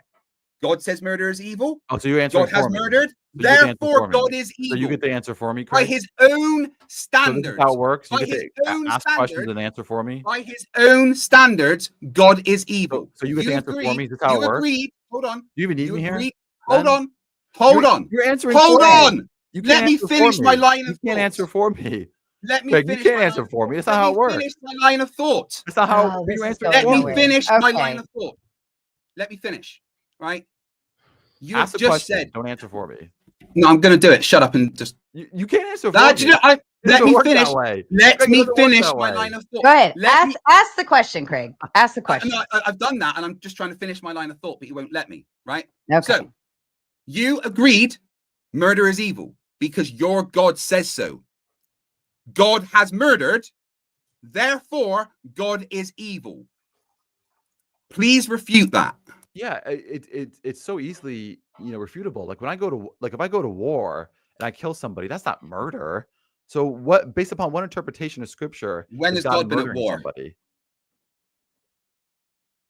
When has God declared war and followed the No, I asked you. Hold on. You just said about what interpretation are you referring to that God murders war somebody? Has specific rules that you have to follow. Even society recognizes that not self-defense, war. That's not murder. What are you talking about? Hold on. No. No, it's not. Hold on. That's hold exactly. Hold on. No. You're absolutely wrong. War. No, I'm has not. Specific rules that you have. Yeah, you are. War has specific. I'm not denying that, but war and self-defense is not war murder. Has what are you specific talking rules about? You have to follow. God was never at war, so you cannot apply that standard. God murdered people. No, he didn't. Yes, he did. Craig, does society... hold on, but now you're switching again. So you held God to the standard of humans, and now you're changing it to, well, if he's never gone to war, then he is not a human, right? Like, no, I didn't say that. I was just refuting his point of it being. But what I'm saying is, you're utilizing the God as an entity standard in one way, but then utilizing God in a human standard in another. And I think I was just going off of his words of God said it is evil. Nobody says God murders. That's lots of people say God. That's a completely false statement. Lots of people say God murders. God murdered many people. God turned a woman to salt. That is murder. According to whose standard and interpretation? Right back to the same problem. According to yours, that you can't even justify. I could give you many legal citations that would say ending somebody's life is murder. Craig, do you think going to war is murdering somebody? No, but God never went to war. No, So I'm gonna ask you. So you don't. So you agree war is not murder. So do you agree like self-defense is that murder? You know, if somebody breaks God wasn't self. That what? No, God that's what I'm wasn't. asking you. Do you agree with me that self-defense? If somebody tries to kill me and I kill him, is that murder? God wasn't ever doing self-defense. No, that's what I'm asking you. Do you agree with me? No, defending yourself is not murder. But God has never tried to defend himself. Self-defense is not murder, right? God committed murder, though. God wasn't doing any defense. God just committed murder. Craig, you agree with me. Craig, you agree with me that war and self-defense is not murder, correct? God never went to war. I'm not. Craig, answer the question. Yeah, yes or no?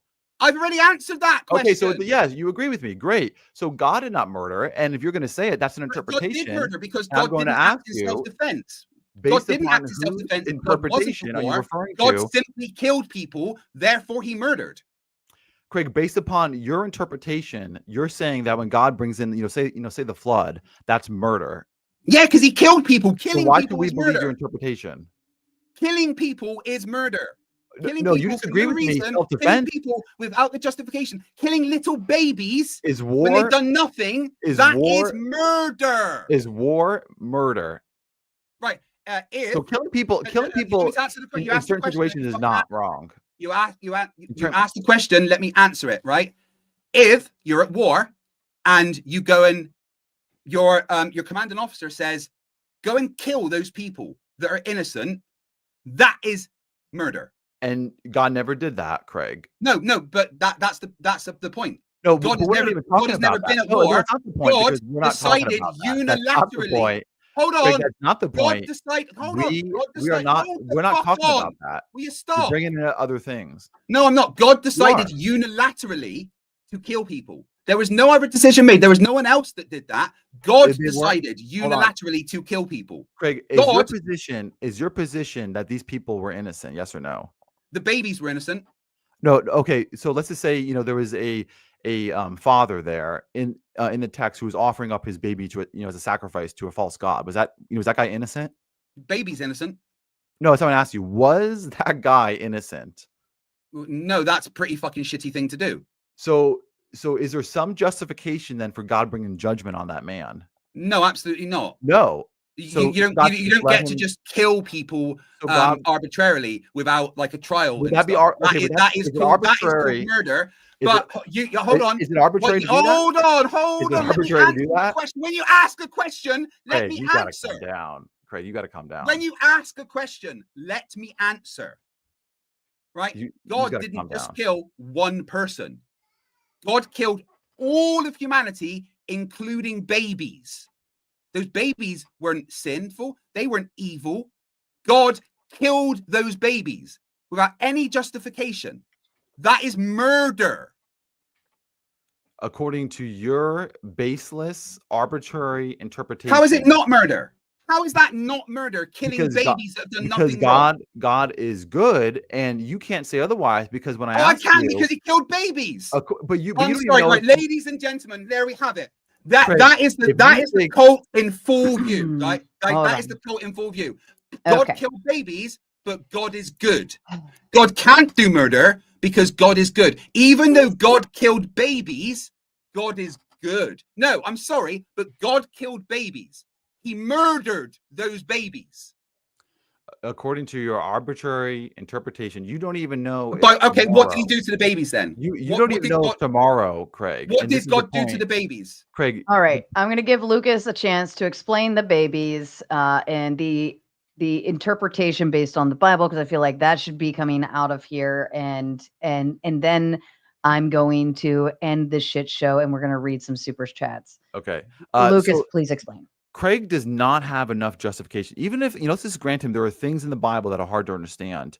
He, again, going back to this, he's like that speck of dust in the universe, in a vast universe that he can't even comprehend. And he wants us to all accept his worldview and then impose it on us as if, well, this is just what the human collective understanding is. And it's always going to be this way because in the past, it's always this way. First of all, the human collective understanding has not agreed and taken Craig's position.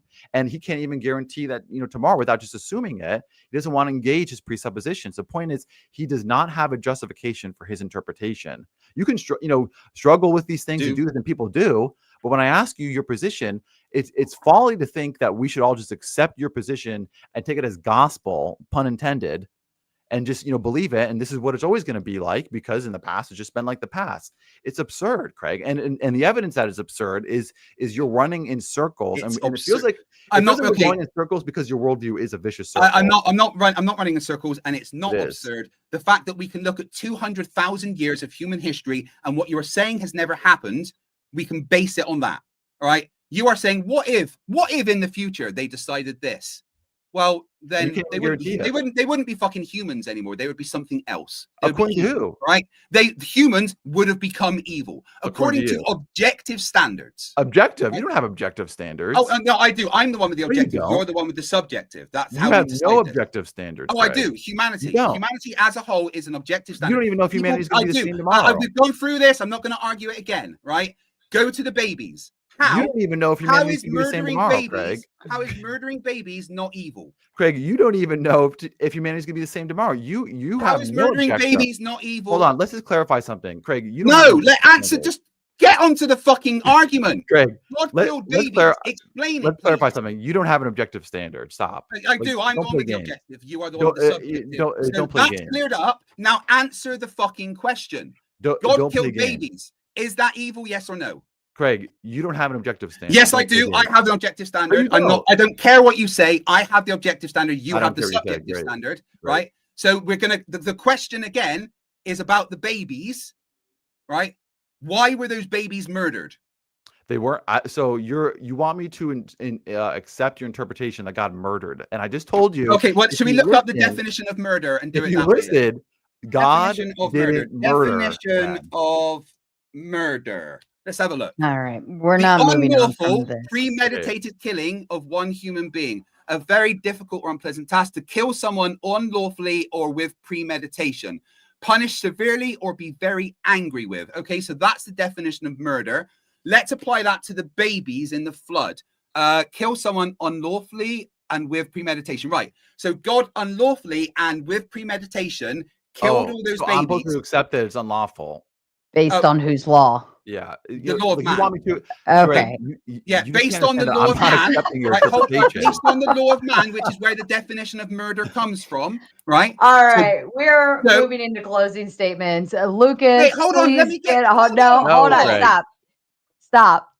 We're not moving anywhere. I can see it. We're just gonna deadlock because of the understanding and the misinterpretation of what God is, the Bible, so on and so forth. You're basing it based on, you said you're basing a definition on human understanding. However, the actual act in and of itself is based on God's understanding and what he provides. So I can already see that not going anywhere. It's not going to get anywhere. It's never going to go anywhere. Lucas, let's get your closing statement. Then Craig, then we'll move. We got a bunch of super chats asking more questions that I'd like to get through, and we'll have some fun with it there.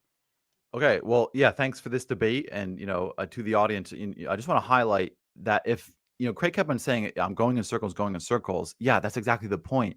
Your worldview is absurd. That's not meant to knock Craig. It's meant to show you the folly, so you can abandon this atheistic worldview, which is stupidity and absurd and foolish, and come to Jesus Christ, who died for you. Jesus Christ died for you on the cross for our sins. What sin is? Disobeying God. We know that internally. There's a price to pay, but God is gracious and merciful, and he sent his son to die in our place. And then 3 days later, he rose again from the dead, and he ascended to heaven. He's coming back, and now he says to repent and believe and come to Jesus. So Craig can actually be saved. He's coming back, yeah, sure. Craig, as long as he lives, can repent and believe and come to Jesus, and that's true for everybody listening. I would rather cheese grate my nipples. It's closing statements. You know better, Craig. I know he keeps talking about me though. Craig, Craig, and you'll have your closing statement. Okay, sorry. So, my point was to point Craig and everybody who's listening to Jesus Christ, because he's coming back and he died for us, and there's salvation, and it's today. And Craig doesn't even know tomorrow if humanity is going to be the same. Well, he doesn't even know if he's going to live tomorrow. Nobody does. So what if we died tonight? Get right with God now, other than going to foolishness, because if we abandon God, we go into the arguments that Craig represented tonight. There's no standard. There's no justification. It's a vicious circle. It goes round and round and round. and it's just utter folly. But with Jesus Christ, there's peace, love, and joy found in him by the blood of his cross. Amen. And blessed be his name. He is good. The Lord is good, and the righteous judge is coming back again. Amen. Craig, to you, please. I'm sure he's coming back because we've waited a couple of thousand years. But yeah, here's the thing: magic's not real. We don't need God.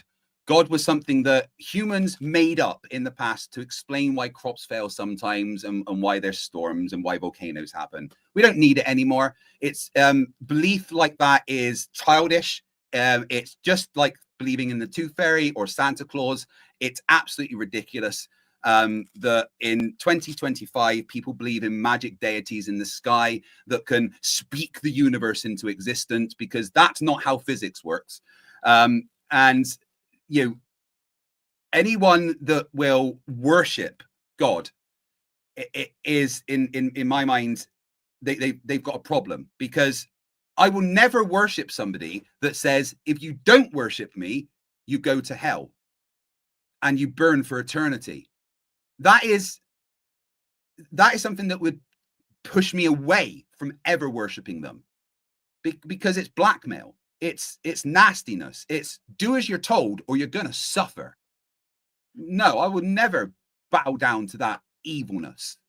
Now, again, let's be clear. I don't think God exists, but if God does exist, we can only judge him by his actions, and his actions include murder and genocide. And by any objective standard, those things are evil. They cause suffering and harm and bad to the world. All right. So by any standard that we can ever judge, God has done evil acts. Therefore, God is evil if it exists. But there's no reason to believe God exists. It's completely irrelevant. It is not needed in the universe. And religion is literally holding the world back. So don't go to Jesus, because that's just going to waste your time. Study physics, study engineering, try and help the world in an actual better way, rather than wasting your time praying to a deity that says, if you don't, you're going to burn in hell. Because if God is real, then God is not only evil, but the absolute blueprint for evil. Thank you, Craig. Lucas has to make a quick exit, so he's going to go ahead and go. But actually, it's okay, because I think most of the super chats are to you, Craig. And then if some come in for Lucas, I'll try my best to respond on his behalf. Lucas, thank you so kindly for coming this evening. And if you want to shout anything out, please feel free to do so. Okay, well, thank you, Sarah, and thank you, Craig, and thank you to the audience for tuning in, and wish you all a great night. God bless. Enjoy the passionate debate. Bye-bye. Craig, you crack me up. All right, me and you, let's have some fun, Craig. And I know you have to leave in about 20 minutes. Are we good on time? Yeah, 20 minutes. My crew has agreed to start 20 minutes later, so we should be good. Okay. I'm an ex-Borg Klingon, by the way, just so you know. I love that. I'm 7 of 12. Tactical Node 3, species 5008. Whatever that nerd talk is, I salute it. Jeff Klein, starting this off early, and I will give the backstory to this statement because it's so applicable in this moment. Jeff had no idea this debate was going to be like this, but he somehow knew better. God told him to send me $100 because he says, for your trophy case, I know if you know, you know, and I'm going to tell everybody so that you all know. We were in a group chat setting up a debate for Sunday evening, and somebody mentioned my level of patience and for something to that degree, like you always put up with us, we appreciate you. And I said, or you should get something, I don't know, some kind of prize or trophy or whatever for it. I forget. But I said, if that's the case, then I need a trophy case to put all of these patience trophies in. And this evening, I'm putting another trophy in that very, very large, extensive trophy case, thanks to Jeff, and especially thanks to you, Craig. Hey, I always try to have fun. It is fun, the entertainment, but I felt like we couldn't get through the actual pieces that I really wanted to see happen. With the debate. He was trying to run you down through it was if you Yeah, but he was just trying to get accepted to the that foundation. I know, but he should have just accepted that I dismiss his foundational premise and actually got with the debate. I don't agree with his premise. I just wanted to look at God's actions and discuss if they were evil, and he wouldn't do it. Well, that's because it comes from your foundation of your worldview. If your foundation is flawed for your worldview, then every assertion you make from that is now shaky. Well, yeah, that's right? the thing. We are both going to disagree with each other's worldview. All right, we have to accept that my worldview is different to his. I'm not going to change my worldview. And that was the point that I was making. I understand that he's never going to convince me, and I'm never going to convince him. So I just wanted to actually look at the actions that God has apparently taken and discuss whether they were evil or not by whatever objective standards we have. And the only standard we have is the standard that we experience in the world ourselves. And he just refused to even engage in the questions of what about this action? How is that evil? So that's just how I feel.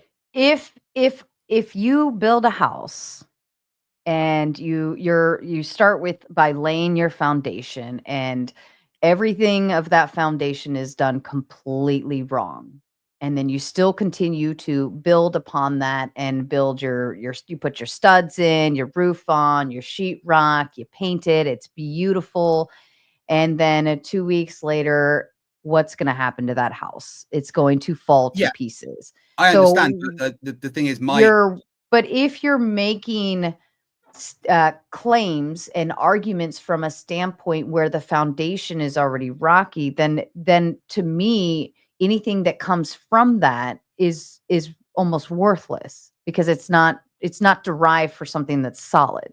But that's the thing. In a conversation like this, there is no objective foundation. I've got my foundation of my worldview, and he's got his foundation of his worldview based on God. And I'm not going to change what I view as the foundation of my worldview. And I'm not going to think that that's wrong either, because I'm pretty sure that it works. The only thing that I wanted to do in this debate was look at the actions that God has taken and analyze them. And we couldn't get there because he just wanted to try and then in that particular point, you were arguing as if God was on a human standard level, right? Yeah, so what we have to just do. The same as, okay, if a child throws a temper tantrum and cries versus an adult who throws a temper tantrum and cries, are you going to treat them both the same? No, because humans develop as they go. But the point is, I would even go further to say, like, a child needs to be coddled in that moment, right? Because that's the only way they know how to communicate, right? Whereas an adult, it's like, bitch, get up, right? It's like, pull up the pants and like figure it out. Right? Mental health is a thing, and people suffer. But I specifically said throw a temper tantrum, right? They're throwing a temper tantrum. This is Men's Mental Health Month, and I just want everyone to be aware that there is an area in my Discord for any mental health discussions. Men suffer just as much as women, and men's mental health is a serious thing. So if you have any discussions or problems with mental health, please come to my Discord and have a discussion. Fair enough. But in any event, I think that's what you're attempting to do, right? Like, humans, we have our standards, right? We have our ideal standards for each other and how we interact and what's good and what's bad, but we're trying to apply our interpretation of those things up to God, when in fact, like, he applies those to us, so but that's the thing. We as humans, we could never know the actual nature of God or the way that he views things, or, know his thinking or the way that he sees the universe. He might not, if God is real, he might not see the things that he has done as evil, and he might see them necessary and justified. But that doesn't mean that they are, because he subjectively decided. And that was the point I was trying to get across to Lucas, is that if there's any side of this that is subjective, then it has to be Christianity, because all of that comes from one person's or one deity's subjective view, God, and how God views the universe, and how, so that is the subjective side. Whereas my side, we have a collective, and decisions that are made as a whole, which is a much more objective standard.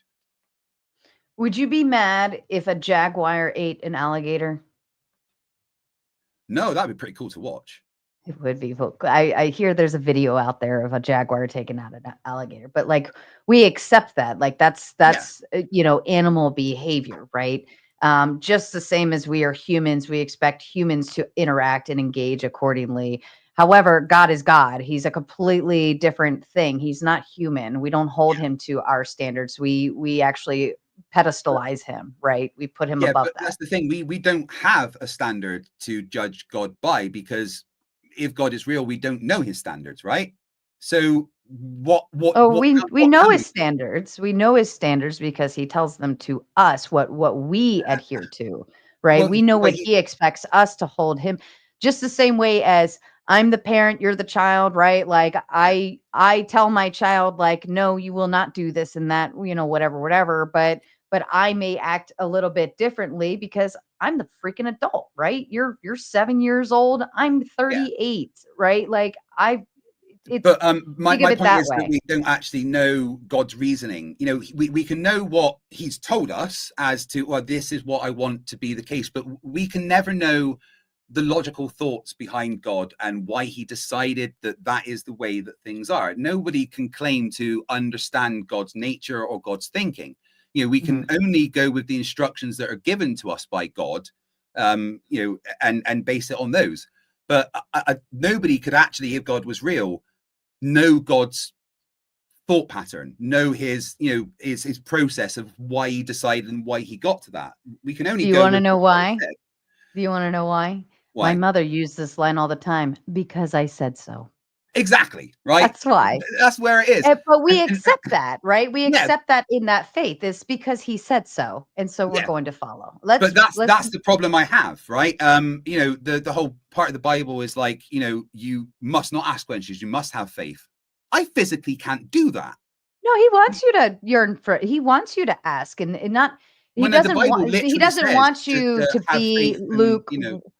He doesn't want you to be lukewarm, right? He wants you to go. He wants you to explore and journey and find your relationship with him. He says, "Yearn for me," right? But you have to do that on your own. And if it takes you asking questions and digging into the Bible or digging into the church and asking your priests and so on and so forth, all of these questions. When it talks about faith, like when the Bible specifically talks about faith, it says that you have faith in me regardless of what you see and things like that. And it's just a believe, just have faith. And I can't do that. I mean, and that's okay. And that's why when I come into these discussions, I think we have to have the discussion from a human reference frame, because no one can have the discussion from God's reference frame, right? So we have to ask the question, well, by our standards as humans, is God evil?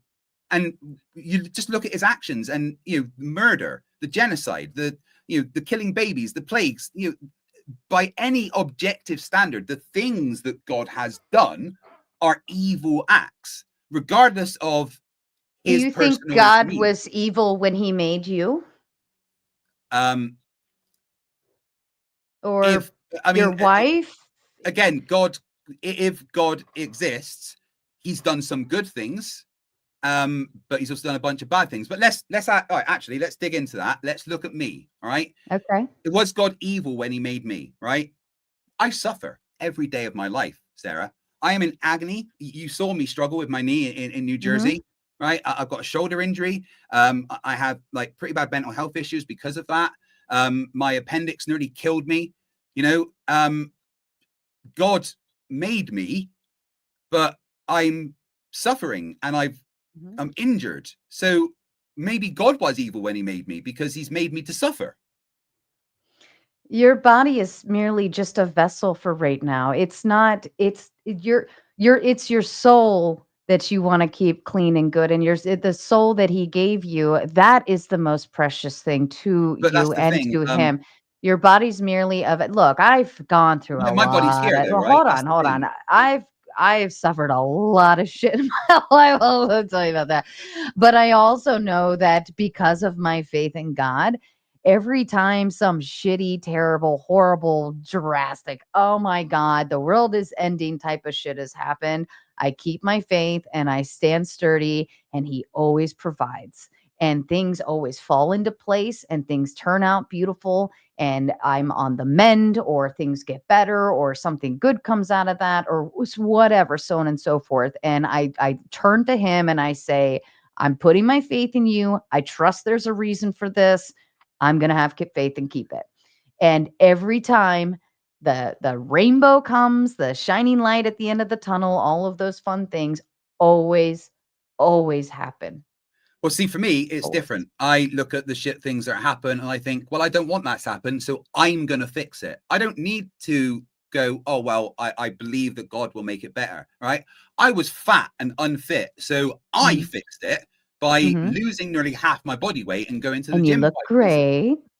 I've been seeing your little selfies. I saw them.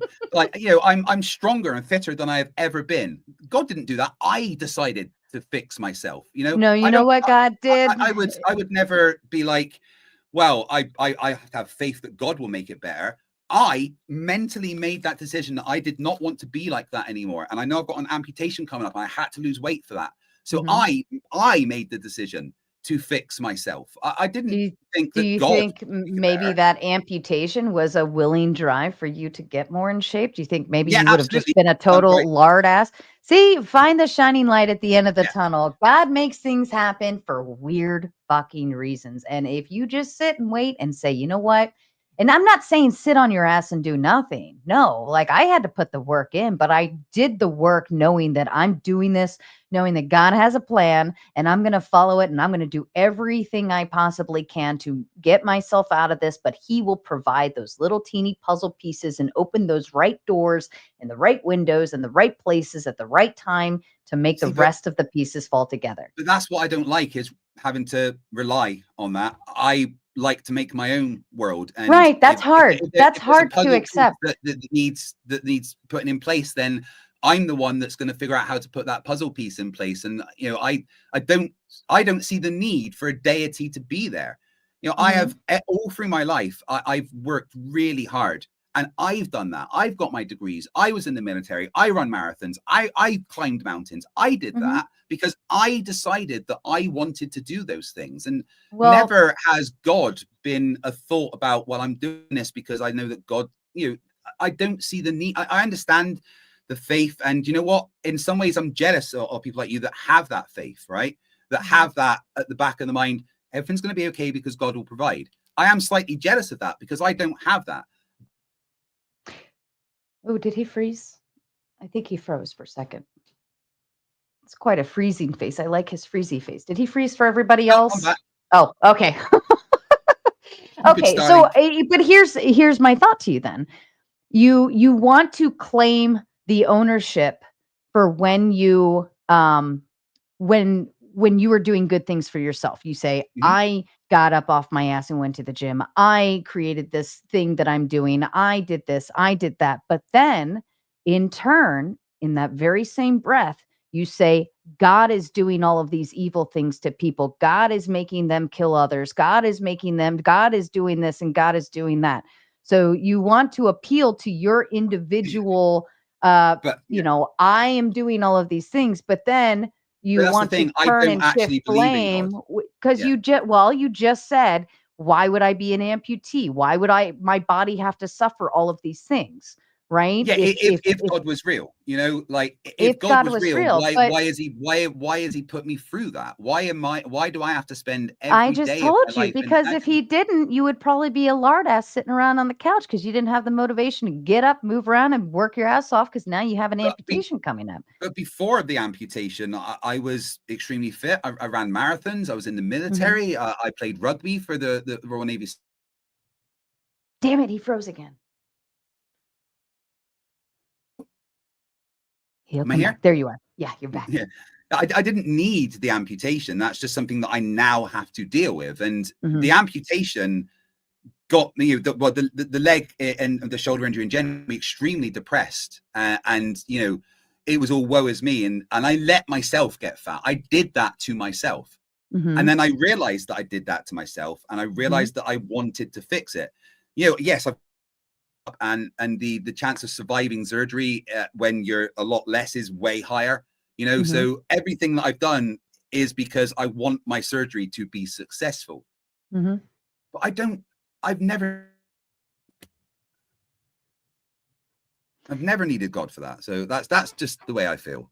Well, here's how I look at it. Would it hurt to have him by your side in those moments of despair and those moments of suffering, or even the moments of glory or triumph or congratulations, or the moments of hard work, when you're going through something and you're like, well, yeah, and that's lovely. I love that.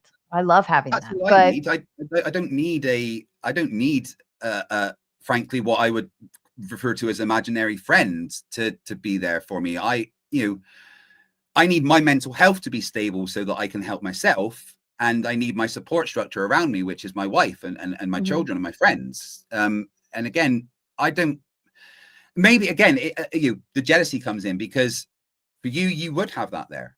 You would have that God sitting with you, being there, and I don't have that, and I will never have that, because I will never have the belief in God. So I have to do things on my own and rely on my structure, that rather than, I get the why the faith. The funny part, Craig, is he's always with you. This is going to sound gay and corny, and I know you think that, but he's always with you. Oh, shit, he froze. He's always around you. I hope you can still hear this. Yeah. He's always around you. He's always there with you, even if you're in disbelief. And he wants you eventually one day to figure that out. And once you do, you're going to have all of those aha moments. You're going to go back through your whole life and you're like, holy shit. He really was there the whole freaking time. I'm so mad at myself, because all of those moments you could have felt a little safer and a little more nestled, because you know why? Humans fail. Humans fail all the time. They fail to support. They fail to be there. They fail to be good people. They just fucking fail all the time. But the one person I found who never fails is always God. I'm a living proof of that. My daughter's a living proof of that. My son, dear Lord, is a living proof of that. And I've just seen one miracle after another. And if you want to sit here and tell me that God is evil, I'm going to throw 1,000,001 reasons back at you as to all of the miracles he's provided and good things he's provided. Yeah.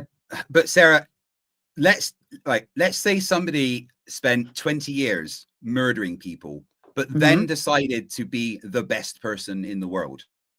Does that change the fact that they murdered a bunch of people beforehand? Did God spend 20 years murdering people, or were there instances where he was protecting others and he was on the defense, ensuring that the chosen were? I would say killing a bunch of babies wasn't really. So I would say that killing a bunch of babies wasn't really defending anyone. But yeah. Anyway, I do need to get off, because it is time for my Star Trek nerdiness. Fair enough. Go nerd out. Because you didn't send me around in circles, just like ignoring the things that I was saying. Lucas was an extremely frustrating person to talk to. Well, he was trying to dive into your foundation. I'm speaking to you surface level to surface level, right? Because that's where your argument stands, is up here. Lucas was trying to bring you down here so that he could dive in at the bottom. I just don't think that's necessary. But anyway, thank you very much. Go enjoy your nerd out time. Speak to you guys later. Craig. Thank you, Sarah. Speak to you soon. Bye. And ladies and gentlemen, I do apologize. I should have gone through the super chats, but I was enjoying the conversation. If I could give one more person just a moment of kind of my testimony. It sounds corny. I feel corny saying it. I'm sorry, but that's how I feel about it. And I feel very strongly about it. There are very many, many, many, many, many, many instances where I have been significantly better off, and I 110% give that to God. He had every hand in it. Not to say that I don't do work, not to say that I don't work hard, not to say any of those other things, but that's just how I feel. And I respect anybody who doesn't have that standing. I respect anybody that hasn't have those graceful moments. I get it. Here's what I'm going to do. I'm just going to go take a brief tinkle break, and then I'll come back and I will go through the super chats. We can laugh at them. I may try to, answer on their behalf and try to get through the best of it. But start saying a prayer. I'll be right back. Pray to yourselves. I tease. I won't turn it into the gospel hallelujah moment. I just like to share those moments with people when I find them. All right, I'll be right back.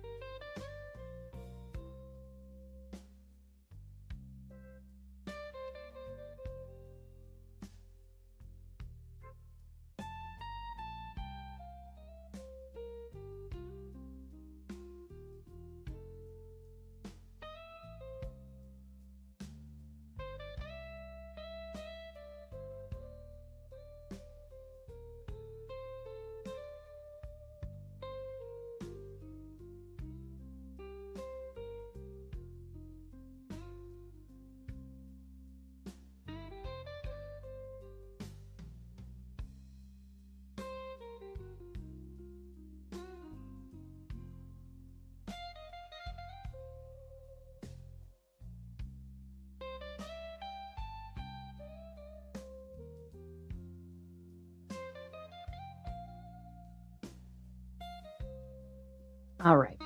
We'll slow it down a little bit. We'll get a little sleepy tomato on you.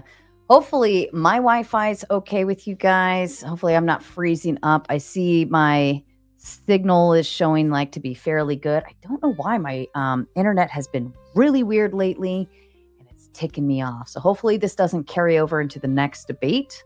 Because we'll say if I disappear off screen, just tell them, oh, my internet sucks today, and to keep going, and hopefully they'll be nice to each other.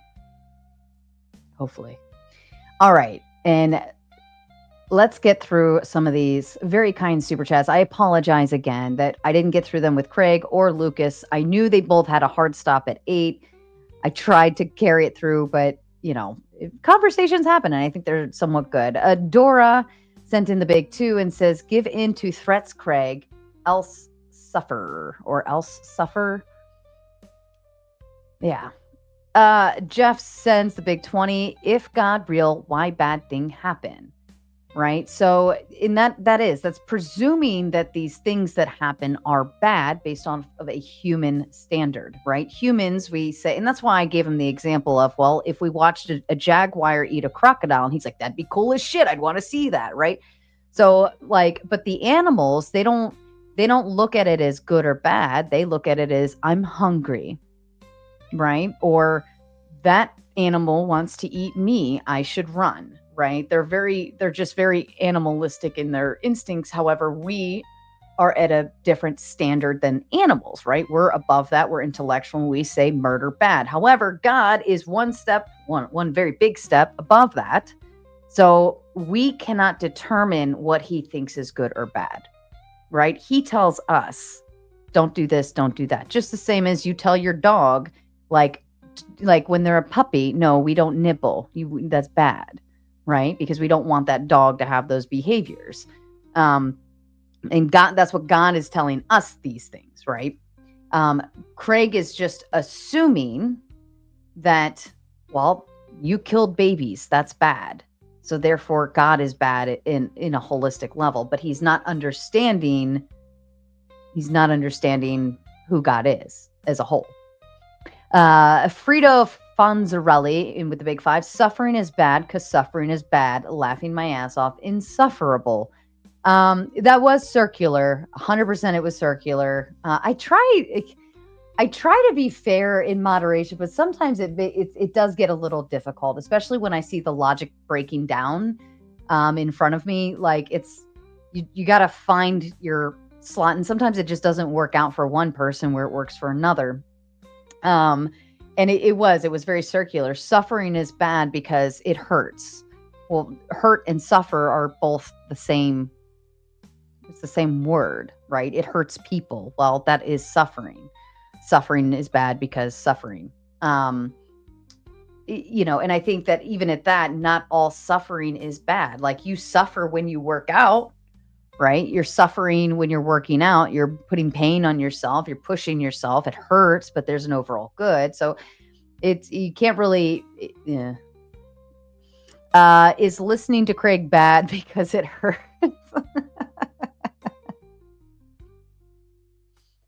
Craig, sometimes Craig can be on point. Sometimes Craig can own the debate. He can run the line of logic and actually be in the right place. Today, he was not. Today, I think he felt too emotionally about it.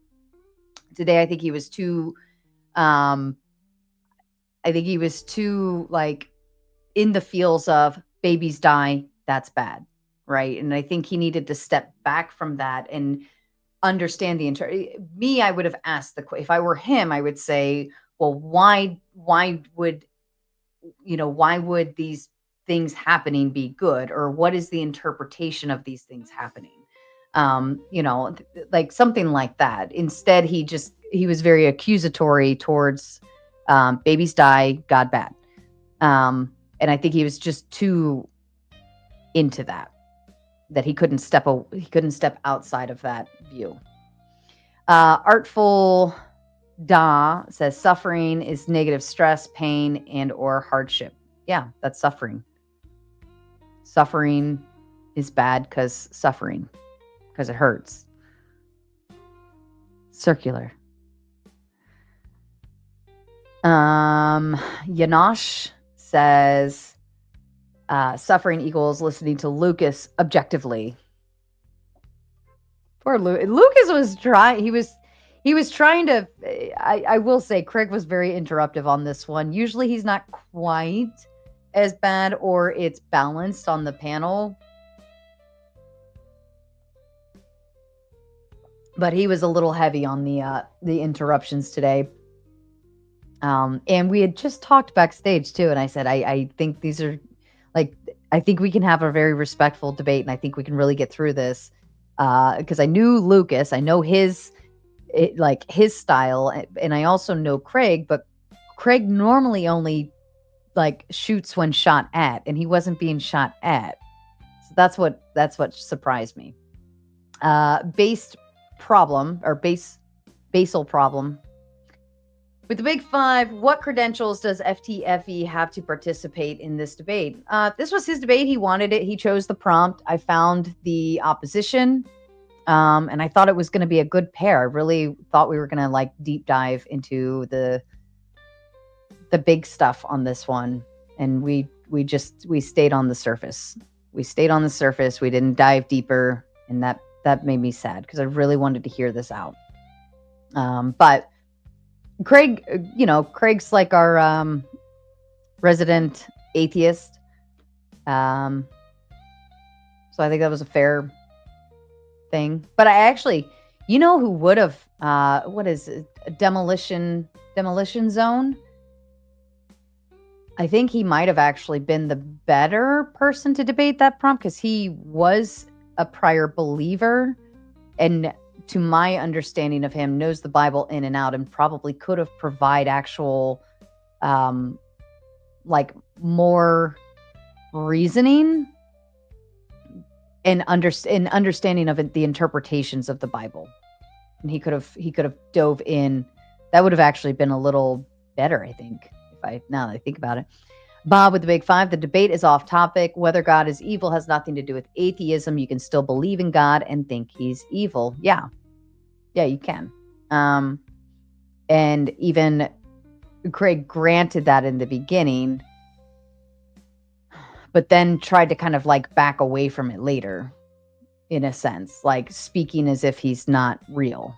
So you have to go off the full presumption, okay, he's real.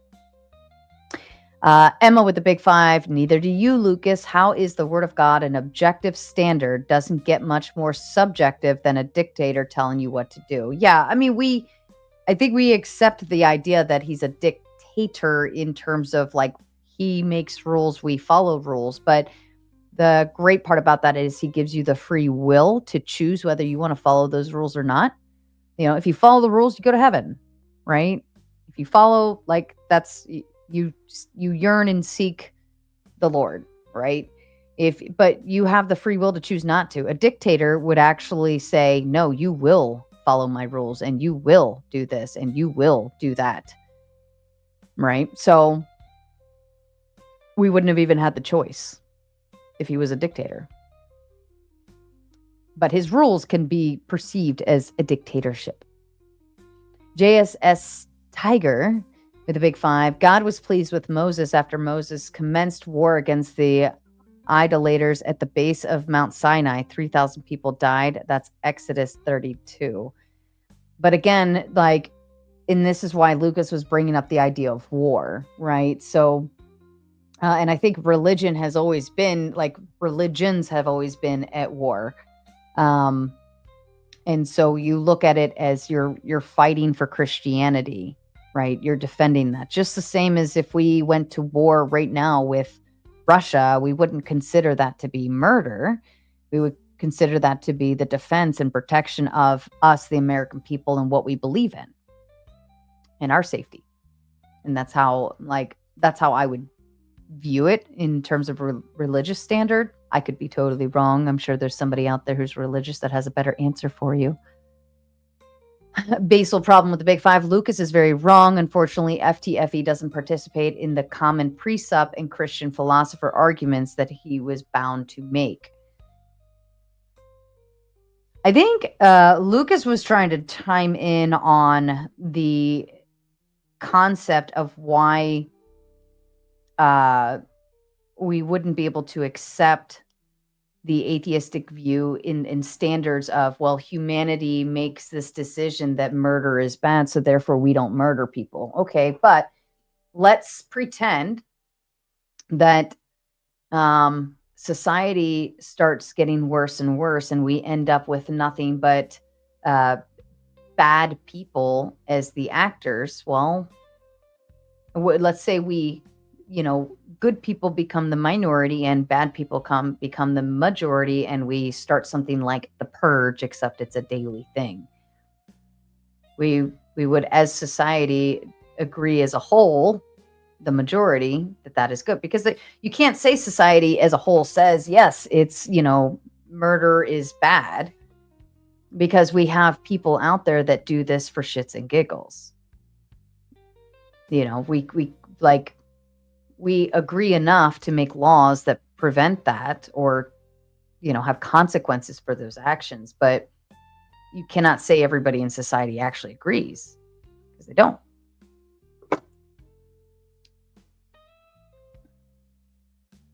Ty Perp with the big 20 says, Craig, if you were all knowing and you knew every single person on earth was evil and there was no possibility for them to not be evil, would it still be evil to wipe them out, even if you restore a path to goodness? That's what I was, because his interpretation of, oh, God killed all of these innocent people, but were they innocent, right? And God determined that they weren't up to par. They were bad as a whole, and he had to clear them out and start fresh, right? And we as humans can't fathom that, because but we kind of do that anyways, like we take bad people and we put them in jail and we shame them, we hate them, we don't think highly of them, all of those things. So like we already are kind of there. We choose not to. Well, I mean, even more so, we have not the electric chair, but we have the death penalty, don't we? Right? We do that as humans.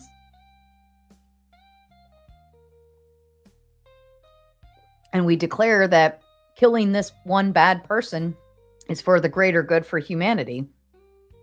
So therefore, like, God viewed it that way as well, or at least I'm piecing that in that way.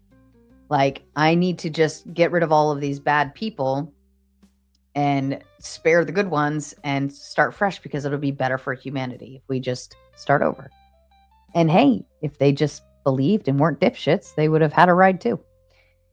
The Shade Master with the Big Five. By human standards, the survivors of the flood were very grateful to their merciful God. Yep. Craig Poole says, FTFE question for Lucas. Why won't you answer the bloody question? I think it was just becoming too cyclical, quite honestly. Like, is murder bad? Well, yeah, duh, based on human standards. We think it's bad. But why do we believe it's bad? Because God told us so, right? And the morality is derived from that Christian base, that baseline. Jimmy G doesn't seem to like Lucas and said he's worse than Andrew. He was trying to pull an Andrew. It was the execution thereof wasn't on point enough, right? And Craig wasn't helping because of the interruptions, but he could have done a better job running that line of logic and getting down to the crux quickly. Basal problem with the Big Five. Lucas is uniquely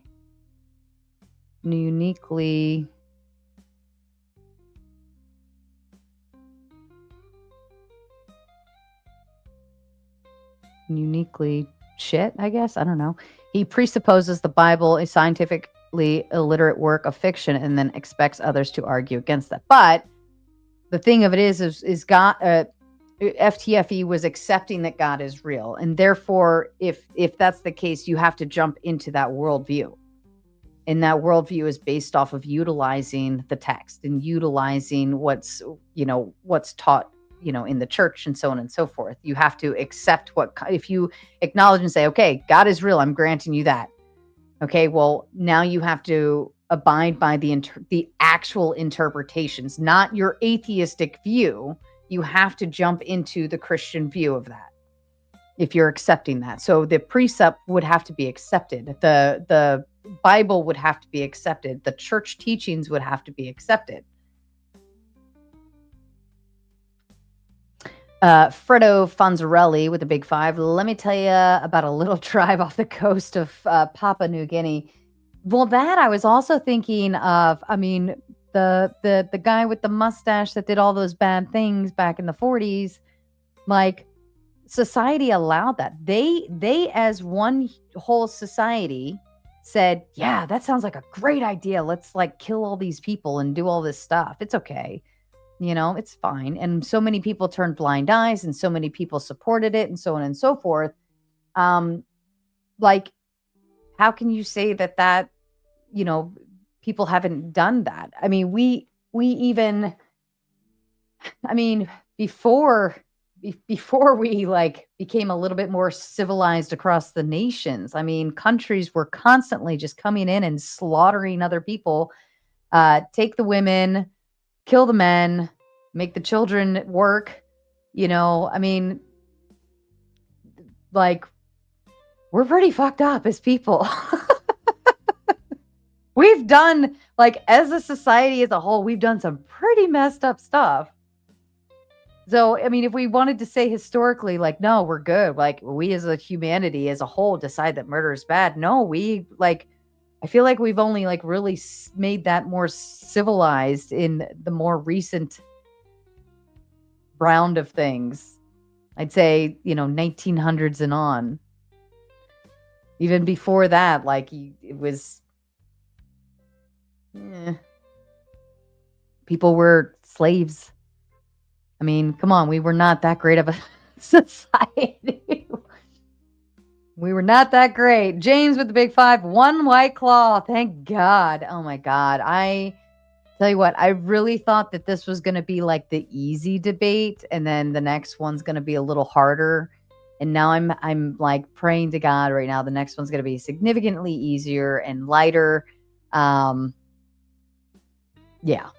But this is a night where I do wish I had at least one White Claw to have been able to enjoy at this point in time, but then I wouldn't be any good for the next debate. So And do you all know that the next debate is coming up at 9:15? That's just under an hour away.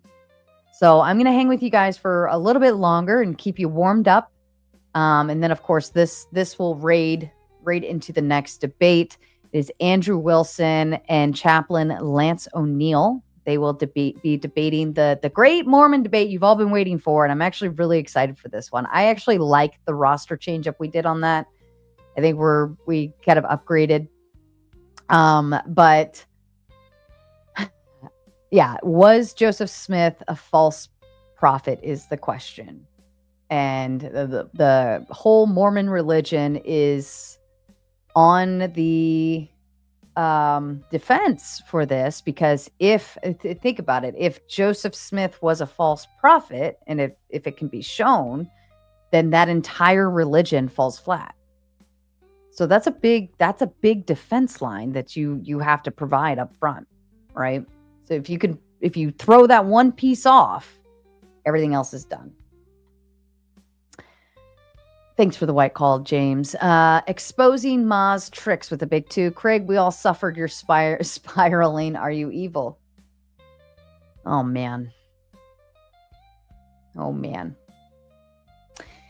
Rude Mud Crab with a big 5. If God gave us morality and morality is objective, then our standard is his standard to judge him by. Nope, didn't work that way.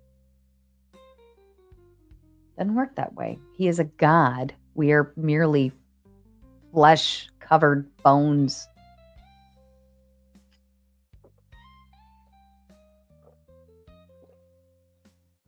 There's a hierarchy. Just the same as would you hold your child to a different standard? Would you talk to your child differently than you would talk to an adult? Right? And the reason why is because there's a sense of hierarchy built in place, right? We all have our place in line, our roles. Just the same as your boss would, boss takes a little extra of a lunch break, and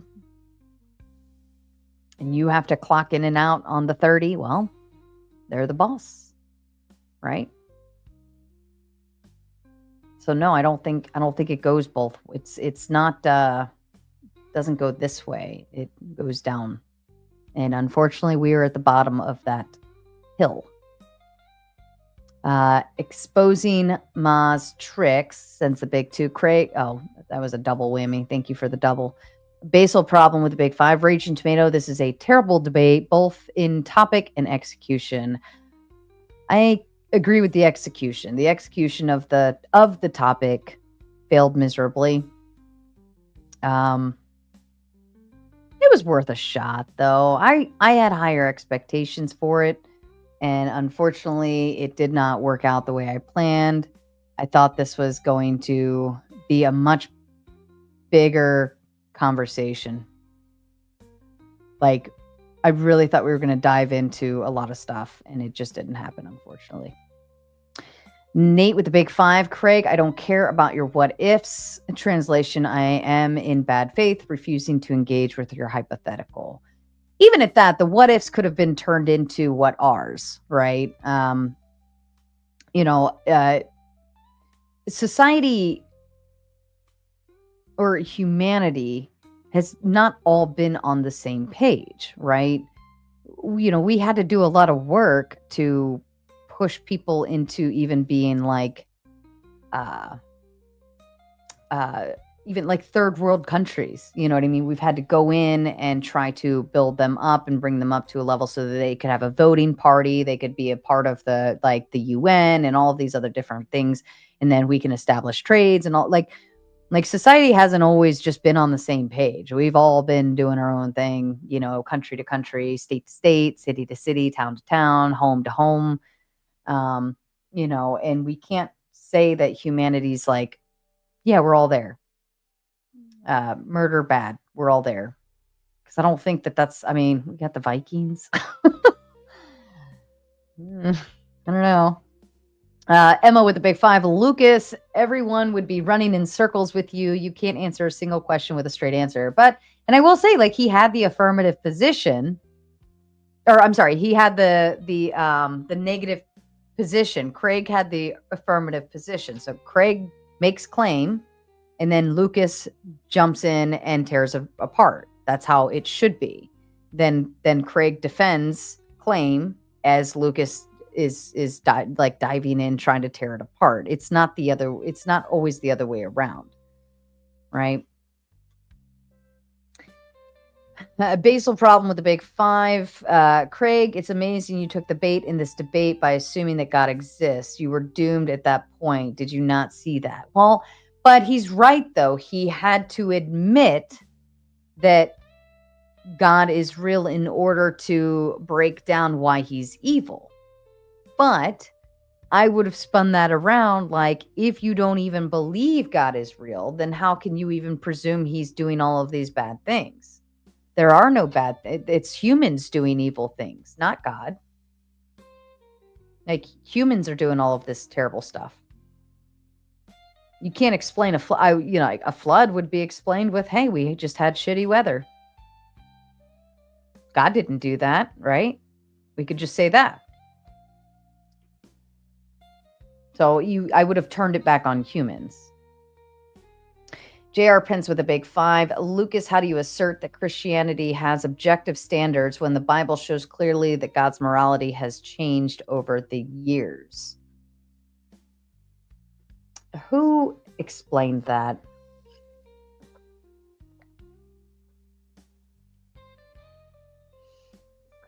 Somebody explained that really well, but I mean, God sent Jesus down to change, to fix the, going from Old Testament to New Testament. Like, Jesus was sent in order to forgive people, to forgive everybody. And so going forward, like, God doesn't have to strike you down. God doesn't have to send an army. God doesn't have to send a flood and all these things, because now the accountability is on you, the human. If you want him, you go seek him. If you don't, walk the earth, do what you want. I put Jesus in place so that for those who do need me, here, you've been forgiven, Sweater came in last night like hot and out for total annihilation, booted Flow State, or the Powder Dusty. Sweater just completely killed Flow State's spirit. And I know this because he went on to start his own show not long after that and complained about Sweater coming in and booting him. And he had a temper tantrum. Flo got in his emotions last night. He didn't like being booted. He's used to the one who gets to stay on, and he's not used to being the one that usually gets a full boot like that. But Sweater, you amped him up. Just saying. What does the sweater say? Oh, it just says sweater. In with the big 5. Craig, God has engaged in war with the Christian paradigm. Exodus 15:3. The Lord is a man of war. The Lord is his name. Yeah. And that's what I was saying earlier is when if America went to war with Russia, we are at war because we are protecting our beliefs, our standards, and our country as a whole, our people, right? And we have a value system that we believe that Russia's, and this is all hypothetical, hopefully, we would believe that Russia has a value system that's not in line with us, and we're disagreeing on something. Obviously, we're going to protect ourselves. So if we go and we, send an army out and they kill people,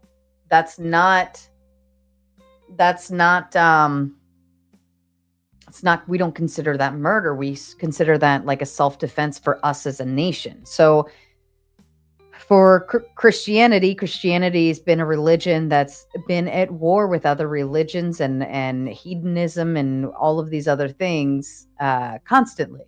I'm pretty sure in all of its history, it's always been at war. So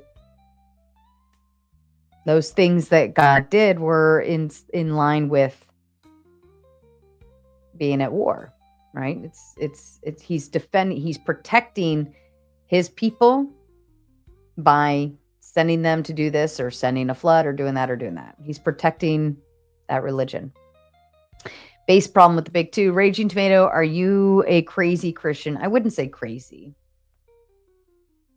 but I have a lot of reasons to have full faith in God. And Jesus, take the wheel, honey. Okay, I give in. It's not easy for people to acknowledge that you'd have to submit to that idea, right? You'd have to submit and humble yourself to recognize I am beneath you, right? And I'm leaving you in charge. Doesn't mean you just sit there and do nothing.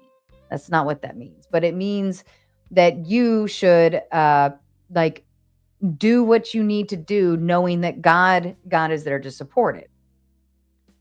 Anyways. Isabella live with a big 3. That was the truth, Raging One.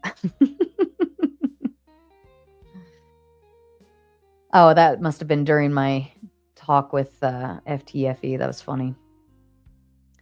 Inquisitive Infidel with the big 2 says, "In omnipotent God has a universe as he wants." Hold on. Let me look up omnipotent so I make sure I understand of a deity having unlimited power. Oh, yeah.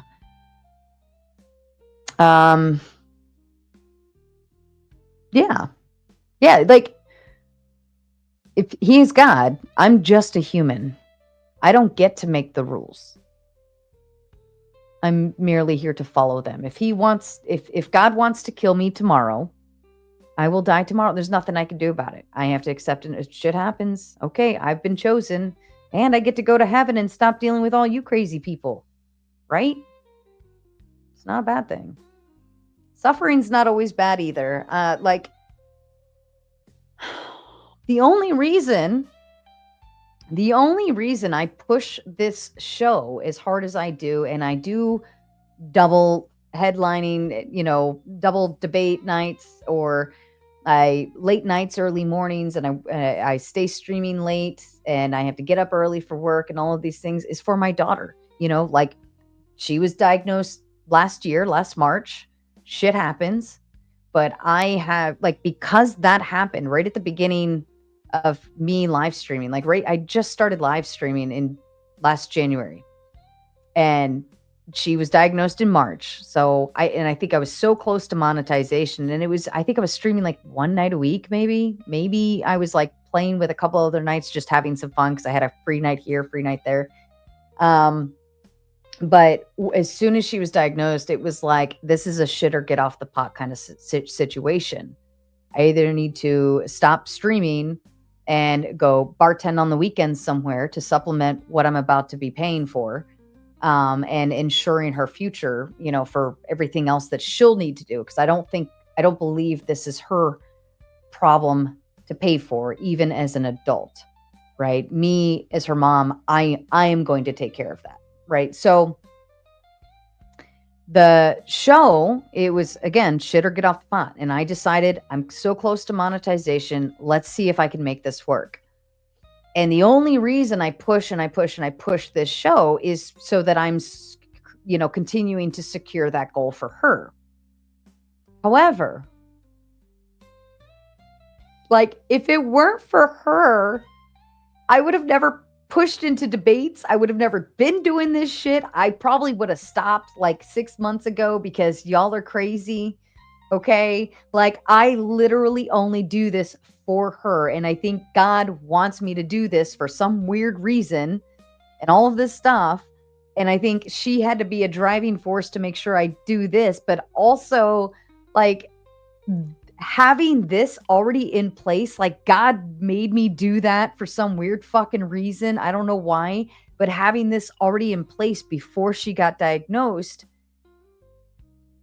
allowed me to have the perfect part-time job at home in my basement to help supplement what my daughter needs without missing a beat with my kids, right? I can write my own schedule, right? So that whole he works in mysterious ways, I am full, 110%. I knew every ounce of that was him and everything that led up to that. And there was a lot of shitty things that led up to that. There was a lot of stuff that was happening. Anyways, but why am I woman-splaining? Because I can. because I can. But anyways, like he chose this path for me, and he said, do this, and I have to accept that. And a lot of people don't want to accept that, right? They don't want to accept that you have to humble yourself to figure it out. You have to submit to somebody bigger than you. I mean, I'm 5'2". I'm always submitting to people bigger than me. Emma with the big 5. Because he's a prick who doesn't give a shit about you or anyone else, Craig. Not because he's evil. If he exists, he's just a prick. That's a good point. That's a very good point. I like that. I'd like that. Oops. Caucasian sensation. Do you happen to know Caucasian Sasquatch by chance? And Jess S. getting her new Raging Tomato membership. Welcome to the Mater side. Ah, man, my head hurts. That was a rough one. All right, let me come back to the regular chat. I haven't been watching the chat at all. I apologize. You guys might be talking and saying stuff, telling me to shut the fuck up. I don't even know, but you're still here. There's still 98 of you still watching. That's impressive. You know, that's a pretty strong thing. Like, I remember when I first started, like, I thought having 60 people watching me was big. And I'm like, oh my God, like, look, this is such a crazy night. Because, you know, you're like 20 to 40 live viewers, and you're like, yeah, I'm doing all right.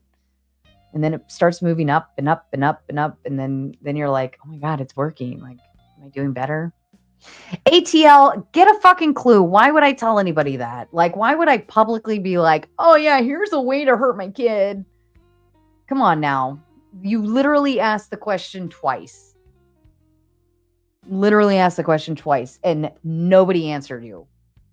Probably a good reason, because everybody respects my children's privacy. Most people are already aware, like, that I do this for her. If you were here in the beginning, if you were here in the beginning of the show, like not the beginning of this show, but the beginning of the Raging Tomato, if you were here from the get-go and you're goaded in, you guys all know what I've been through. But most of you know, out of privacy, not to ask. That's her thing. If she wants to come on here and talk about it one day, it depends. Saved. Sometimes I read regular chats when the super chats have run out. During debates, I don't really get to read regular chats because, you know, sometimes I catch one and I'm like, oh, that's funny. But I really don't I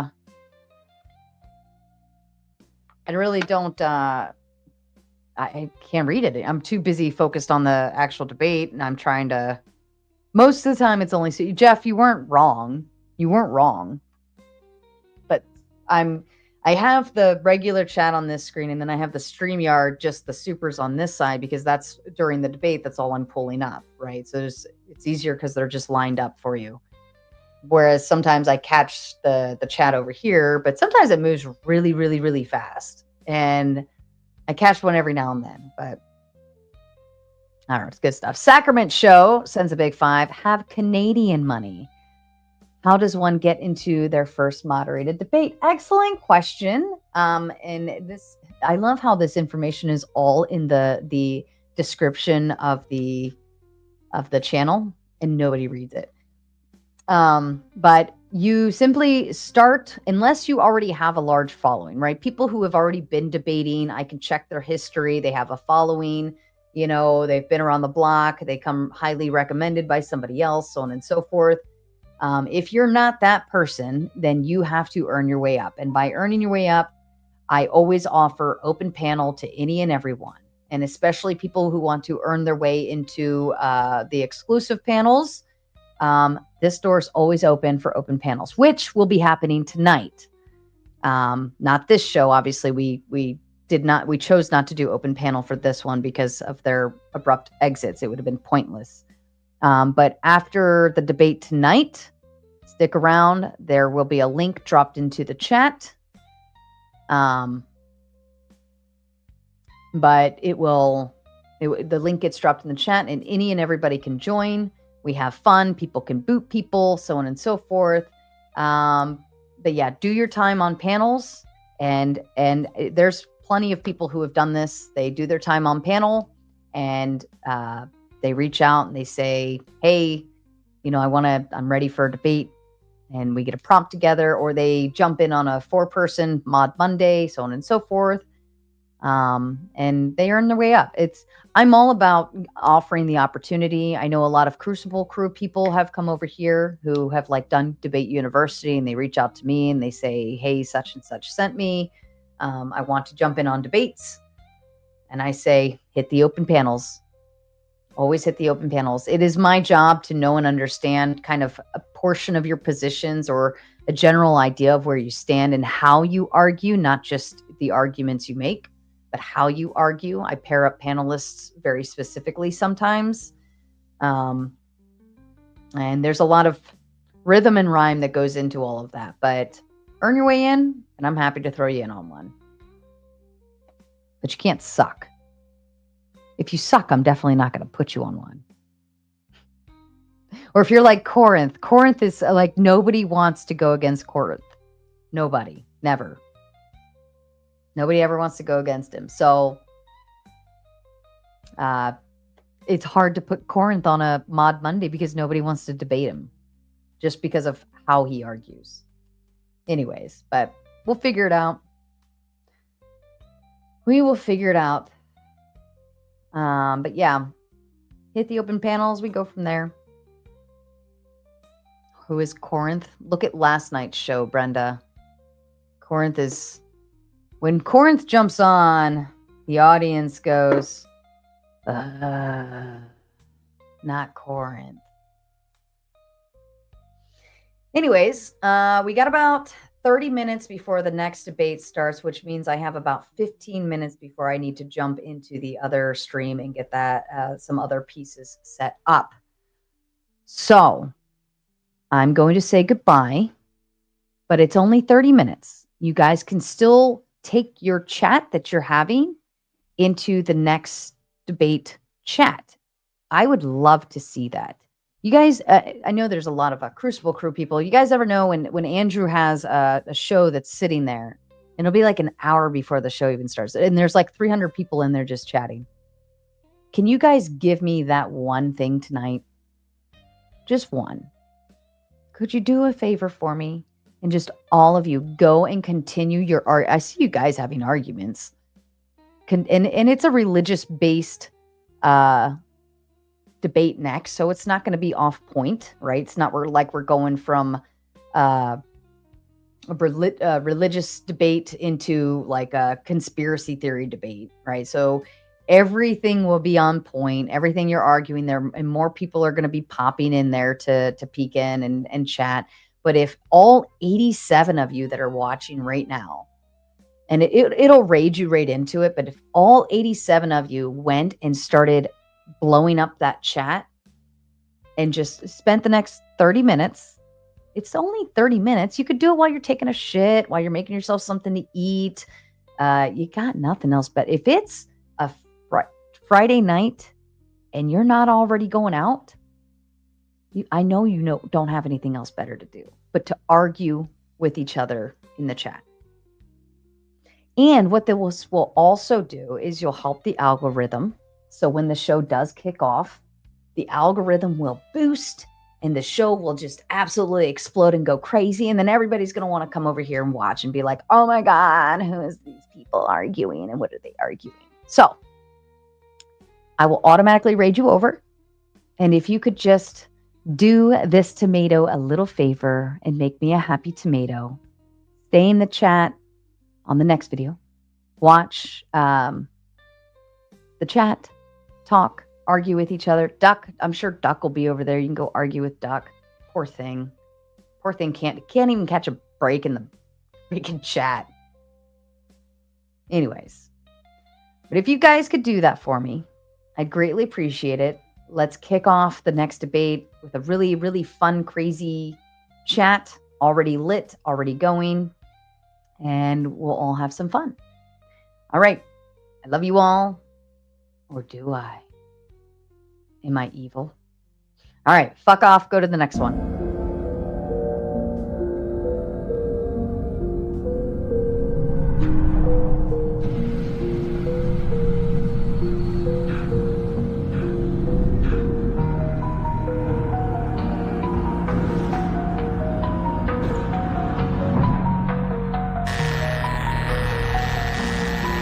Captain's log, June 2nd, 2836.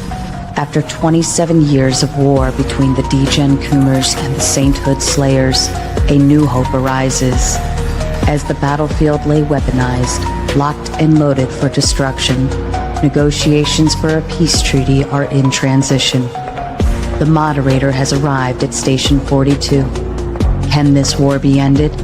Will the Coomers and Slayers find a middle ground? Abort mission. I repeat, abort mission. Negotiation failure. Abort mission.